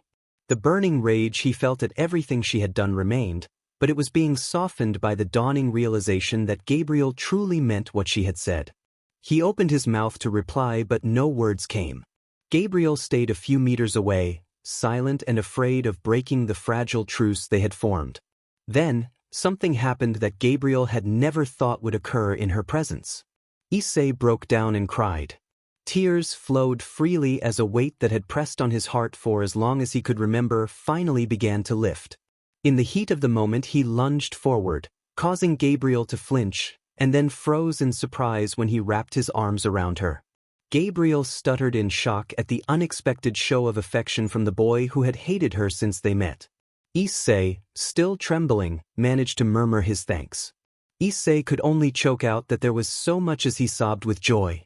Gabriel's confused expression slowly softened into a gentle smile when she realized they were finally on the same page. After a few minutes, Issei calmed and sat with Gabriel on her infirmary bed. She still needed to rest from her injuries. Issei admitted that he had honestly thought he would be angry with her forever. Gabriel met his eyes and confessed that she had begun to come to the same conclusion. Issei asked why she had been so adamant about using him as a weapon for heaven because he possessed the boosted gear, and what could possibly have made her change her mind after all those years of trying to make him comply. Gabriel explained that it had been Griselda. After Issei had passed out, she had carried him and cuffed him to the bed in case he woke up and tried to attack. The reminder made Issei shift uncomfortably. Now that his anger had eased, he could think more clearly about how petulant he had been. Issei apologized for acting so angry and for never listening. He acknowledged that what Gabriel had done to him and his sister had been awful and that he might never fully forgive her, but he also owned part of the blame for letting the conflict last so long. Gabriel gave him a surprised, grateful look and accepted most of the blame herself, saying she was glad they could finally stop fighting and understand each other instead of clinging to their old relationship. Issei nodded, then asked if Griselda had demanded an apology. Gabriel replied that Issei was half right. It had not been a calm request so much as Griselda losing her temper, shouting that Gabriel had better apologize or she would never forgive her, and then storming out. Issei expressed surprise. He had always known Griselda as calm and composed except on rare occasions, and Gabriel agreed that she had been shocked too. She admitted she probably deserved the outburst and was glad it had pushed her to apologize. Issei suggested that when Gabriel was discharged they should go and talk to Griselda, offering to accompany her to show they had settled things between them. Gabriel welcomed the idea but pointed out that she would probably be kept another few days because of the bruises and cuts that still needed to heal. The conversation shifted when Issei asked why Valet had tried to stop him from killing Gabriel, since Valet had been the one to put Gabriel in the infirmary in the first place. Gabriel's expression darkened and she revealed that she had not meant to say it, but it had not been the White Dragon Emperor who had left her like that. It had been Surzek's Lucifer. Issei reacted with disbelief at the idea that the leader of Hell had attacked a great seraph, and Gabriel confirmed that something had seemed off about him, but she remained certain it had been Surzek's. Issei recalled that Surzek's had seemed sympathetic when he had broken out of the cell. Gabriel asked when he had been in a cell, and Issei explained that he had been arrested and placed in a power-dampening cell after killing the high-class Devil Riser Phoenix in a raiding game. Surzek's had spoken to him once to try to get information, and again when Issei was about to jump from the tower, acting apologetic and telling him everyone had forgiven him. Issei suspected that Surzek's had already attacked Gabriel by that point and had lied to keep him away. Gabriel agreed that it would make sense for someone to try to isolate him from the person who could expose them, but she warned that killing a high-class devil made Issei a target alongside her. Issei admitted he felt guilty for killing Riser because, despite Riser's arrogance, he did not deserve to die, and Asia had been nearby at the time. The guilt shifted instantly into urgency when he remembered Asia and realized he had to act. Issei apologized to Gabriel and said he had to return to the human realm to make things right. He asked Gabriel to transport him. Gabriel complied by forming a swirling golden vortex and explained that the portal would take him to the coastline near where he had landed before. She cautioned that he seemed to have lost a great deal of power since they had last met. Issei understood that passing through the portal would put him back in hostile territory without the strength he once had or the gifts Ophis had given him. He would be starting from scratch. Drake telepathically reassured him that this time he would not be entirely alone and that he would be by Issei's side. Issei visibly relaxed and telepathically told his partner that they would start over together, properly. With one more wave and a promise to meet again under better circumstances, Issei bid Gabriel farewell and stepped through the portal to the human realm, with his lifelong partner at his side, whatever the uncertain future might bring. After Issei and the portal vanished, Gabriel let out a long sigh of relief as a familiar man with crimson hair emerged from the shadows. The sun shone brightly in a deep blue sky above a peaceful meadow dotted with trees and soft green grass. A sudden gust of wind announced itself as a swirling golden vortex opened out of nowhere and a new Issei Hyoudou stepped through. He let out a sigh and took in his blissful surroundings. He spoke to his partner Drake, noting that this was where they would start anew, and Drake responded with an unusually upbeat tone. Issei thought of a certain blonde and worried about where she might be after he had defeated Riser. He told himself he would not be surprised if she confronted him on sight. Deciding it would be best to distance himself from the devils, especially the Occult Research Club, until the heat from the raiding game incident cooled, he walked to the nearest train station, bought a ticket to Kyoto on a whim, and resolved to see the sights while he searched for Asia and established a more permanent base. Back in Kuo, Rias Gremory sat slumped over her desk, fine spectacles perched on her face, surrounded by paperwork she was only half-heartedly attempting to finish. She sighed for what seemed the 100th time that hour and slowly removed her glasses, placing them beside her. Her closest ally, Akino Himejima, set a steaming cup of herbal tea in front of the stressed Rias and offered a sympathetic look. Rias thanked Akino and took the cup, sipping the warm liquid. Akino asked whether Rias was still thinking about Issei, and Rias nodded, letting a brief expression of sadness wash over her face as she continued to drink. Akino reminded Rias that, despite Rias's fond feelings, Issei had driven Asia away and had been responsible for the death of a high-ranking devil. Akino compared the situation to a previous case that had caused months of complications, and she urged Rias to consider the consequences. Rias admitted she could not help her feelings. Akino, steeling herself, said that ignoring what Issei had done and continuing to pine for him would be disrespectful to Asia. Rias reacted strongly, insisting she had done her best for Asia and that this case was different. Aquino replied that, regardless of intentions, Issei's actions could not be excused and that seeking justice for what had happened was the only responsible path. Aquino argued that Rias, as Issei's former leader, had a duty to ensure the situation was addressed. Rias felt stunned by Aquino's forcefulness. She had known Aquino for years and had never seen her this passionate about anything other than her heritage. Still, Rias conceded that Issei's actions could not go unpunished, and she asked for a moment alone so she could contact her brother and inform him of her decision. Aquino left the room. Rias did not expect to bump into two familiar faces at the foot of the stairs. Kiba appeared confused and Kaneko looked upset, evidently having heard the conversation. Kiba asked Aquino why she had pushed Rias toward hunting Issei, reminding her that Issei had been their friend. Aquino explained that Rias was grieving and that, while they all had cared for the boy, that did not change the fact that he had driven Asia away and had caused the death of a high-ranking devil who had been important within their circle. Aquino said she had invoked the earlier case only because it seemed the most relevant comparison to motivate Rias to act. She apologized to Kaneko and assured them she took no pleasure in the reminder and that she believed this course was best for Rias and the club. Kiba and Kaneko exchanged skeptical looks and watched Aquino leave.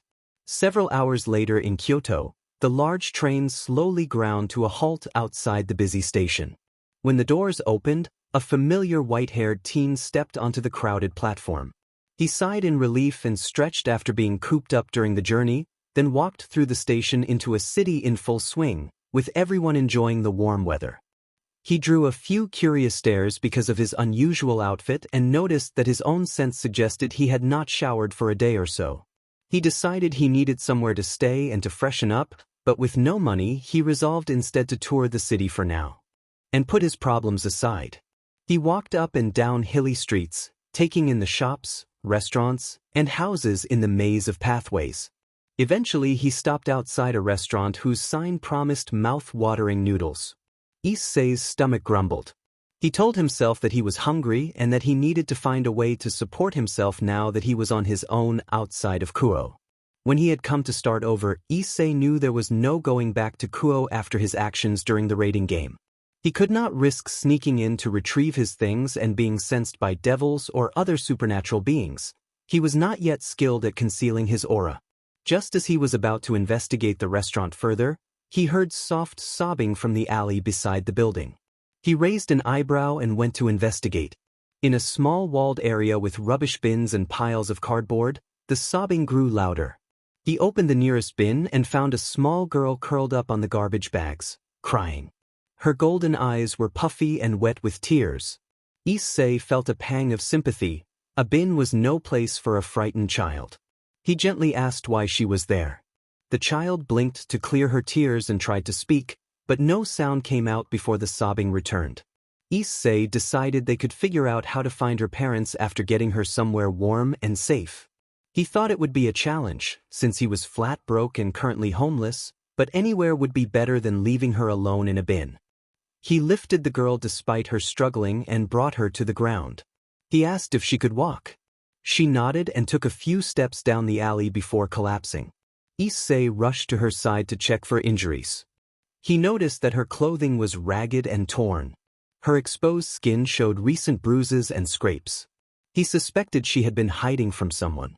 Before he could act on the thought, a voice in his head, his partner Drake, shouted for him to get down. Issei dropped to the ground, pulling the girl close and shielding her as a powerful attack whipped through the alley. They hit the ground hard and rolled before coming to a stop just short of the street. When the dust settled, Issei opened his eyes to see a boy only a little older than himself. The stranger had black hair and sapphire blue eyes. He wore a dark blue uniform with brown trim and a white robe with blue and black stripes and a golden edge around his waist. What froze Issei, though, was the immense holy aura around the spear the boy held. Drake recognized the weapon and named it the True Longinus, which made Issei even more uneasy. The wind swirled unnaturally as the metal of the spear cut the air. The older teen fixed his sapphire eyes on Issei and the girl, smirking at the younger boy's fear as he brought the spear close to Issei's face and assumed that Issei was protecting the girl.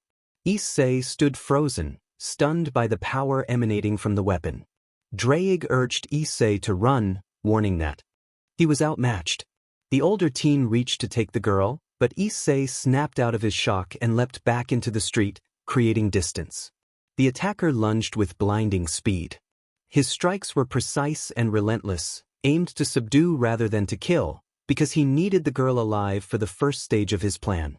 Drake pressed Issei to escape, worried for his safety.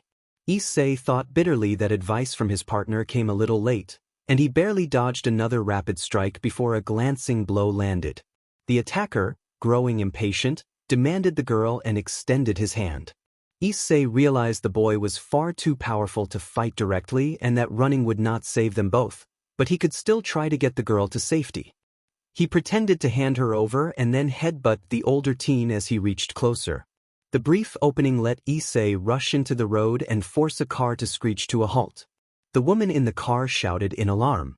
Issei shoved the girl into her arms through the opened window and urged the woman to take her and go immediately, seeing the spear-wielding attacker recovering. The woman, confused, did not understand what he meant. The woman babbled that she did not even know who he was, but there was no time for questions. Issei ordered her to drive, feeling guilty for his harshness but knowing the situation mattered more. He dashed back to the older teen who had just spotted him and launched an attack to distract him from the fact the girl the man sought was no longer in his arms. Seeing the spear and the younger teen's battered state, the woman panicked and sped away with the girl safely buckled in the passenger seat. Issei thought that maternal instinct had saved them as he shifted back to defense, aware that he had taken more injuries in those last few seconds than during the rest of the brief fight. The dragon Drake scolded his host, though beneath the rebuke the dragon brimmed with a strange pride at Issei's choice. Issei answered with difficulty as he tried to dodge and parry the older teen's now furious attacks, explaining that he had not expected to get away and that he had acted to protect an innocent girl after making so many mistakes in the supernatural world. Drake replied that not all of Issei's actions had been mistakes and that, for better or worse, Issei was the best partner the dragon had ever had. Those words gave Issei a quiet sense of peace as he prepared for what he feared was the end. Issei told the dragon that he felt ready. A misstep was all it took. The older teen's spear found its mark, striking Issei at the neck and knocking him off his feet. Cao Cao began to demand the girl be handed over, but his words broke off when he realized the girl he sought was no longer in the boy's arms. Rage flared across his face at being thwarted. Issei managed a defiant grin and taunted that Cao Cao would never find her, and that even if he did, he would not have his victory. The older teen reacted with sudden brutality. The spear that had been pressing at Issei's neck was pulled back and then driven in again, delivering a non-graphic, swift, decisive wound that felled the boy. Cao Cao declared that their plans had only been delayed and warned that the Cow's brigade would not be denied before retreating down the alley and disappearing from view. As Issei fell to the ground, struggling to breathe and feeling his strength ebb away, memories flooded him. He thought bleakly of how someone had died in a similar way before, wondering at the cruel symmetry. The sky above him was deep blue and dotted with clouds, and he could only think that it looked beautiful as his vision blurred. Fate, however, did not abandon Issei so simply. A young woman in her early 20s with short scarlet hair, emerald eyes, pale skin, and freckled cheeks had been following Cao Cao through Kyoto on her master's orders. Her suspicion had proved justified when she watched him confront a young boy and the girl they had been searching for. Hidden in the shadows, she had intended to follow orders and stay out of sight, but the boy's sudden display of the boosted gear and his attempt to defend the girl forced events into motion. She had first assumed the boy was bluffing, but when he shoved the girl into a stranger's car and launched himself at Cao Cao without boosting, it became clear he had only just awakened his gear and was dangerously outmatched. She realized with horror that she had essentially left him alone against the most powerful sacred gear in existence. Before she could act, the boy had been struck and Cao Cao was escaping. Guilt overwhelmed her and she rushed to the injured boy. She worried aloud that she had failed him as she knelt and lifted his lightweight body into her arms. Suddenly the boosted gear reappeared on Issei's left hand in its twice critical form. A distorted, weak voice from within the gear pleaded for help and urged her to go. She assumed it was the dragon Drake. She understood enough to know she had to move. Carrying Issei in a protective hold, she hurried through Kyoto, drawing looks from passers-by at the wounded boy in her arms as she made her way to safety.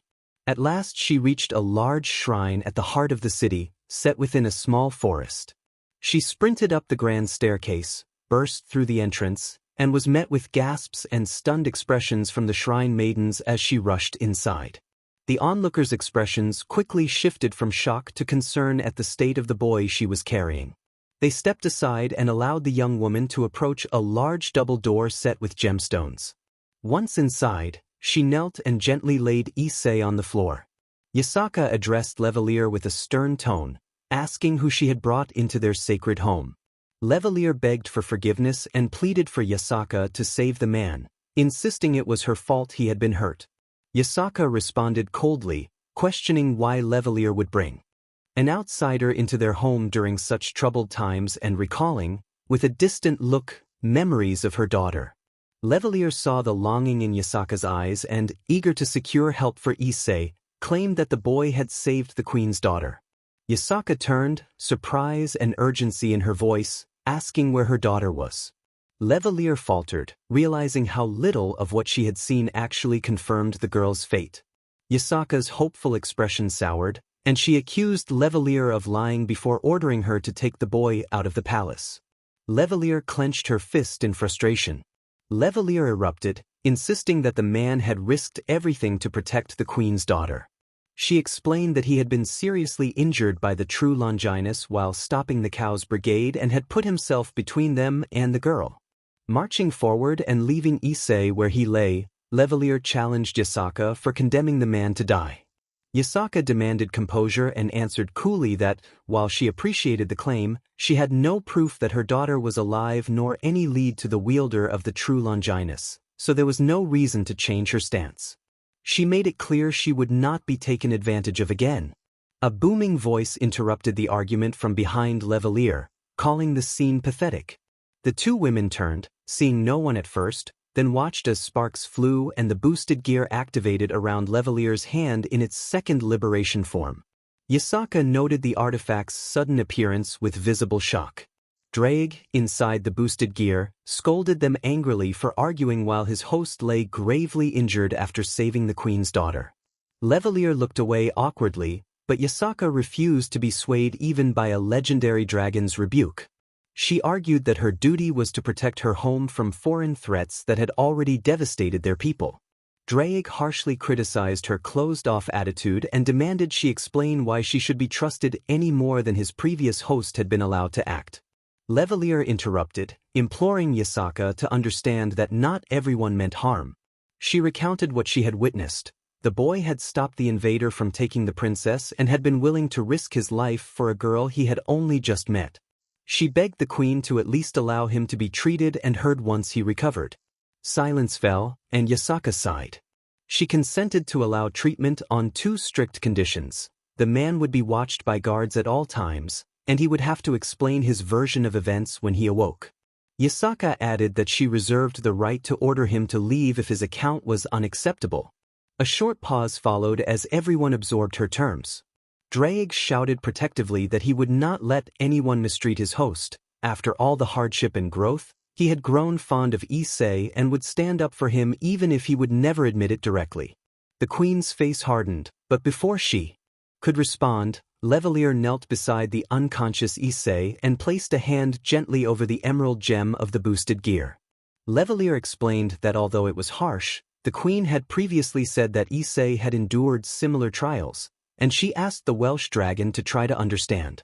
She promised that she wanted to see the boy healthy as much as anyone. Drake conceded begrudgingly, acknowledging the name Issei Hyoudou after feeling the truth in Levalier's touch. Levalier then promised she would remember. The queen waved to the guards by the grand double doors and ordered them to take the boy to the medical wing, to guard him while he was treated, and to keep him in their sight under any circumstance.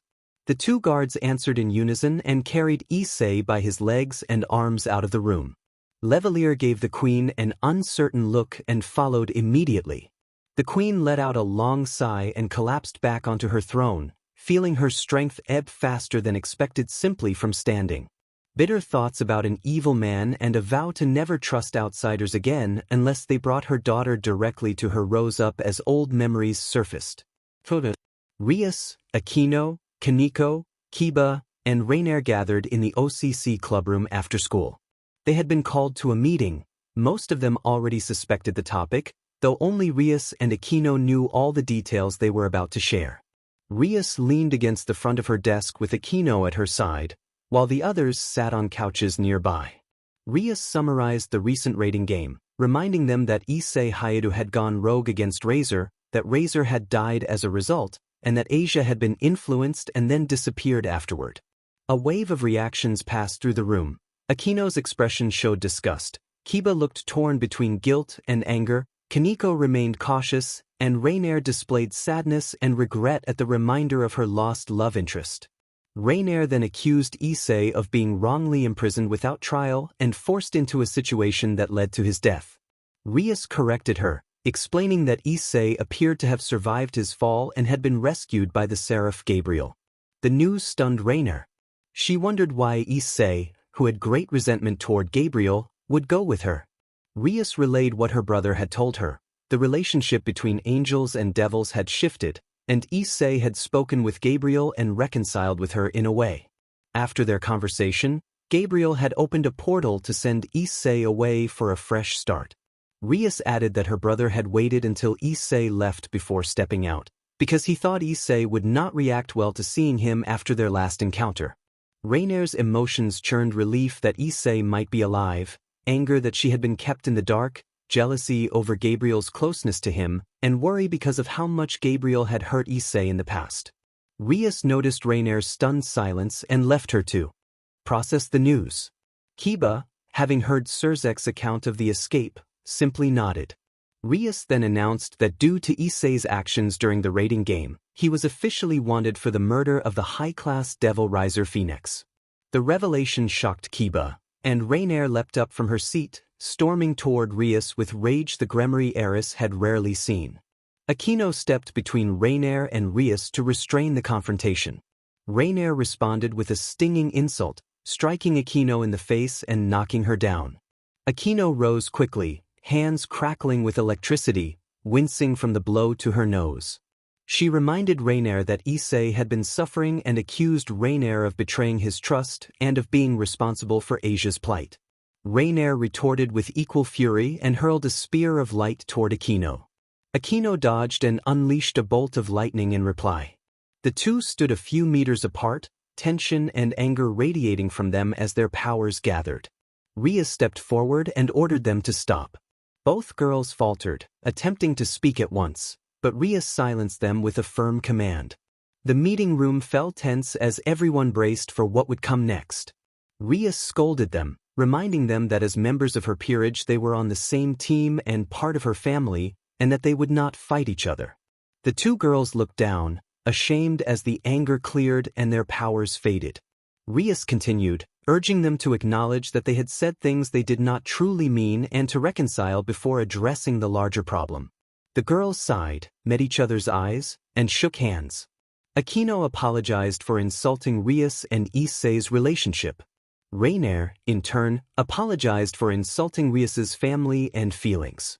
Rias then explained as gently as she could that although the news was hard to hear after learning Issei was still alive, he had killed Riser and the Devil Council demanded punishment, leaving their hands tied. Rainier opened her mouth to argue, but closed it when she realized that despite the unfairness of losing him again just after finding him, he had killed a high-ranking devil and that could not go unpunished. Rias noticed the turmoil in Rainier's eyes and moved to embrace her. Rainier burst into tears, sinking to her knees and clinging to the Gremory heiress. She thought desperately that she loved Issei and begged silently for him not to die as the room fell silent except for her sobs.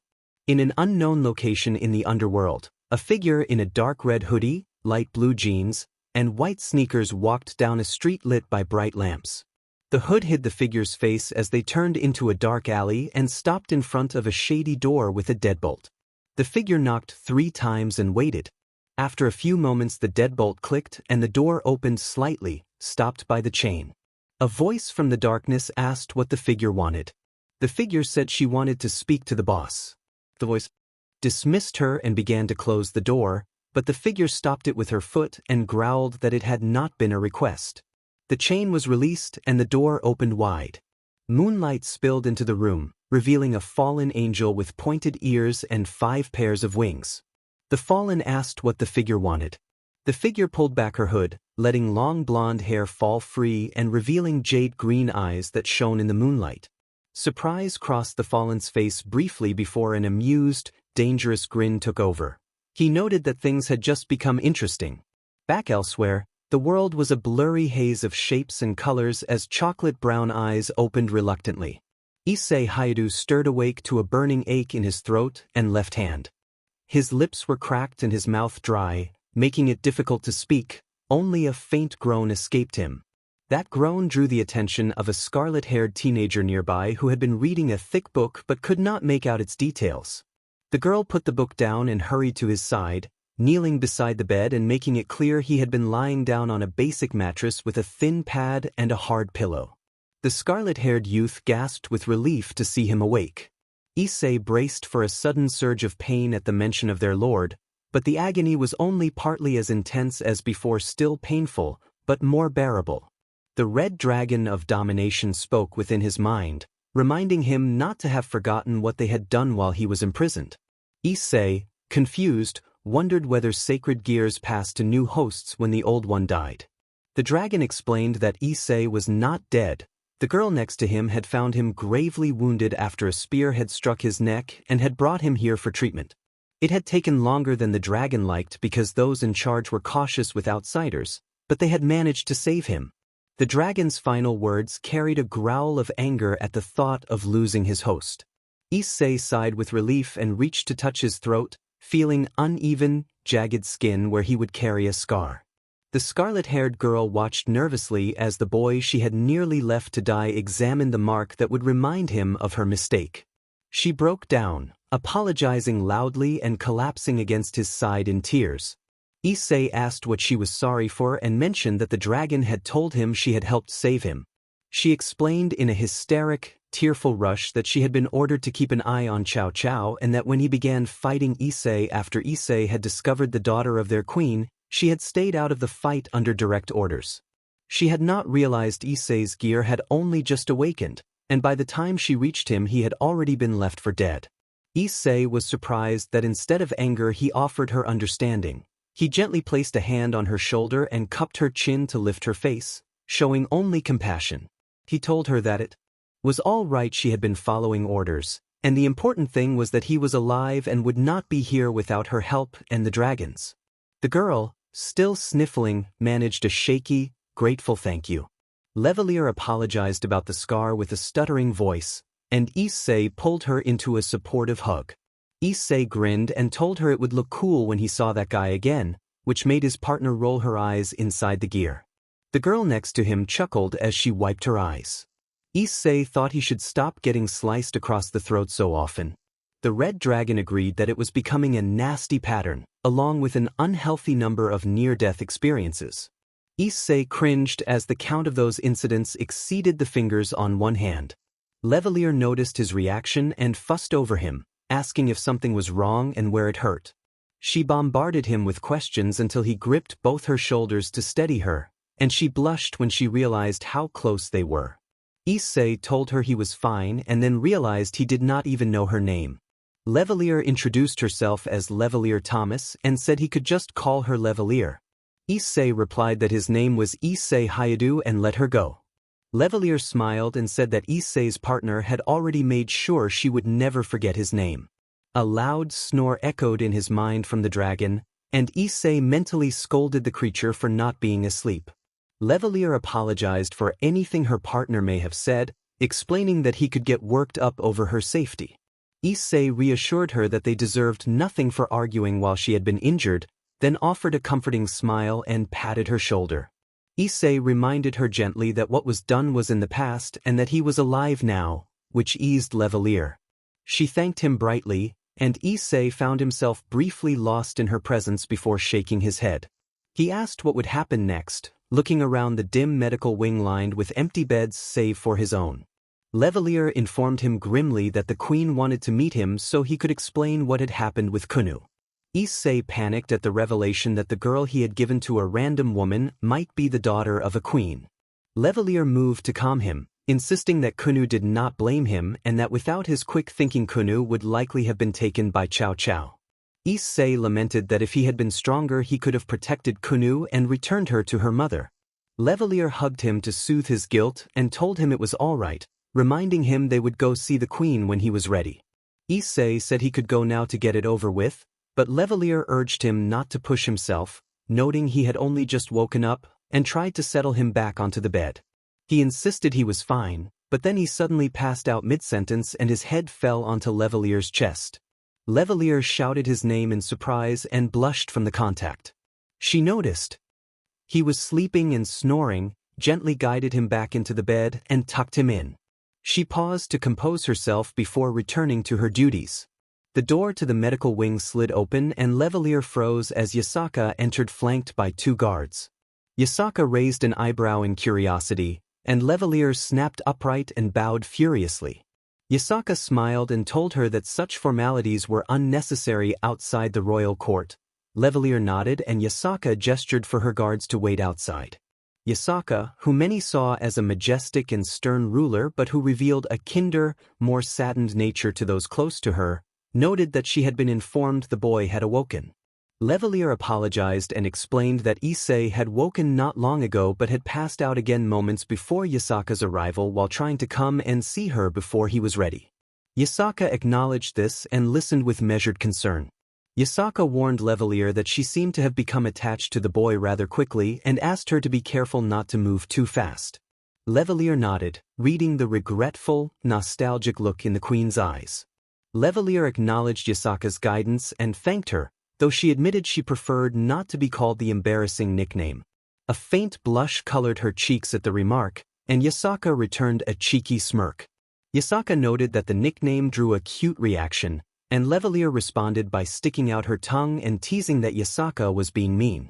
Yasaka laughed, and the light-hearted moment was refreshing between them. They talked for hours about their lives, catching up like old friends, until a groan from the nearby medical bed drew their attention.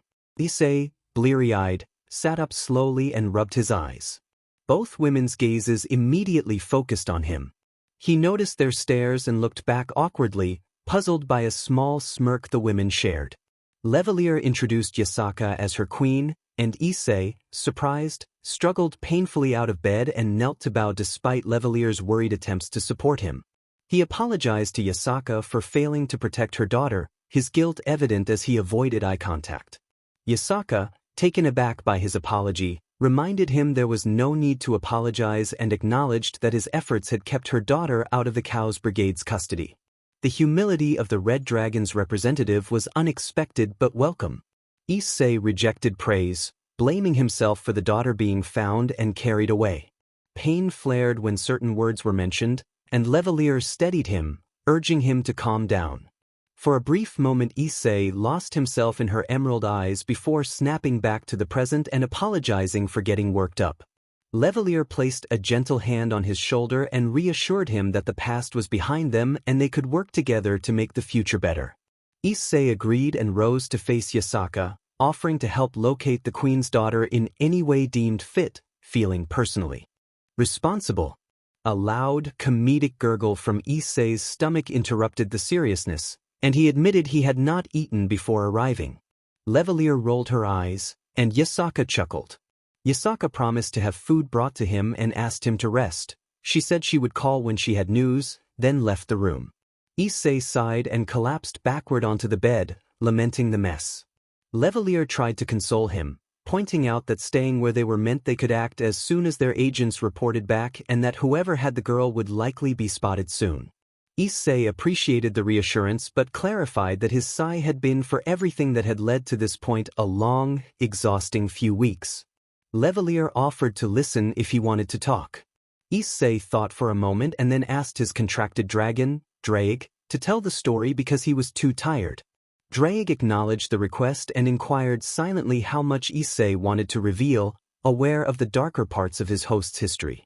Issei decided Drake should tell it all, preferring honesty rather than risk trouble later. Issei fell asleep from exhaustion. Levelier heard a sigh from the mighty dragon within him, and she recognized the deep, resonant voice she had once heard in the throne room as Drake prepared to speak. My host had been mortally wounded while rescuing his younger sister. The Archangel Gabriel made a cold bargain and sacrificed the sister to restore him and take him up to heaven against his will. Drake recounted the unpleasant event that started it all for the duo. Levelier, the scarlet-haired teen sitting on the end of the bed, gasped and clasped a hand over her mouth, expressing sorrow and disbelief that the Archangel Gabriel could act so cruelly. Drake chuckled darkly, then confessed with guilt that he had cut himself off from the boy shortly after his arrival. While he had not spoken to him, he had seen through the gear how badly the residents of heaven treated Issei, and that only made his remorse worse. Levelier reacted with outrage at the injustice Issei had endured, asking why Drake would leave him alone in such an environment. Drake answered somberly that the boy had been suicidal. Levelier's eyes widened in shock as she looked toward the sleeping face of the boy, unable to complete the thought aloud. Drake confirmed that Issei had wanted to die and had even asked Drake to end his life for him. Drake explained with a heavy tone that after learning the fate of his sister and losing his parents, Issei had carried nothing but darkness, and Drake had found it unbearable to stay close to such overwhelming negativity. Levelier asked softly, already understanding the conclusion, whether Issei was an orphan. Drake affirmed that it had been a terrible day for the boy. Not only had he lost everyone he loved, but those who had taken his sister to save him had treated him like little more than a prisoner, a tool to be used and discarded. Levelier looked down, tears forming at the corners of her eyes, and wiped them away before admitting she had no right to be so nosy. Drake shot back angrily at her tone, telling her she could not imagine what it was like to be tethered to the mental state Issei had been in during that trauma. He immediately regretted his outburst and apologized, then tried to explain further, describing how unlike anything he had seen before had been the curse of the Juggernaut Drive and its effects on previous hosts. When Levelier pressed about when he had begun communicating with Issei again, Drake lowered his voice and confessed shamefully that he had not contacted the boy until about a week earlier. Levelier felt a flash of shock and anger but held back, listening instead as Drake spoke in an almost broken tone. Drake explained that Issei had been struck by a light spear and would have been gravely harmed without his intervention. A few days before that incident, Drake had noticed a change in Issei after the boy had bravely saved someone from a monster, and Drake had used that moment to reach out to him again. Levelier asked why he had not spoken to Issei at the exact moment he saved someone instead of waiting. Drake stumbled over his words, unable to form a clear answer, and trailed off. Drake mumbled uncertainly, which earned a fit of laughter from the scarlet-haired girl. Levelier teased that the big red dragon was nervous to speak to a human, and Drake snorted in response. He gruffly told her to be quiet, though his tone was not entirely serious, which only made her giggle louder. The dragon's eye rolled inside the gear before he interrupted, trying to sound stern and warning that he would scorch her if she would not stop, but he struggled to sound intimidating. A few more giggles escaped her before she placed a hand on the gear and apologized. Levelier then asked what had happened after Issei acquired his balance breaker, and why he had not used it in the fight against Cao Cao. Drake recalled that they had overwhelmed their enemies, remembering the intensity of their assault without lingering on grisly detail. Levelier smiled at the image of how effective they must have been. She then asked how the two of them had ended up in Kyoto, noting that no sighting of the Red Dragon Emperor had been recorded there for over 20 years and wondering if they had come from elsewhere. Drake fell silent as he remembered the long chain of events with the Devils and the Heavenly faction before they had returned here, their power reset to much the same starting point. He explained that the full story was lengthy and that his host could decide whether it was worth telling, but that they had been assisted by someone and teleported to a large plane before arriving in the city by train, skimming over who had sent them and under what circumstances.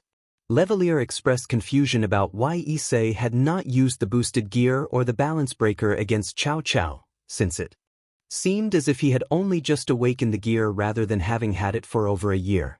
Drake hesitated but then admitted the truth, Shortly before they arrived, an event had reset the gear to the beginning of the second liberation, so his partner had yet to re-unlock any of its functions.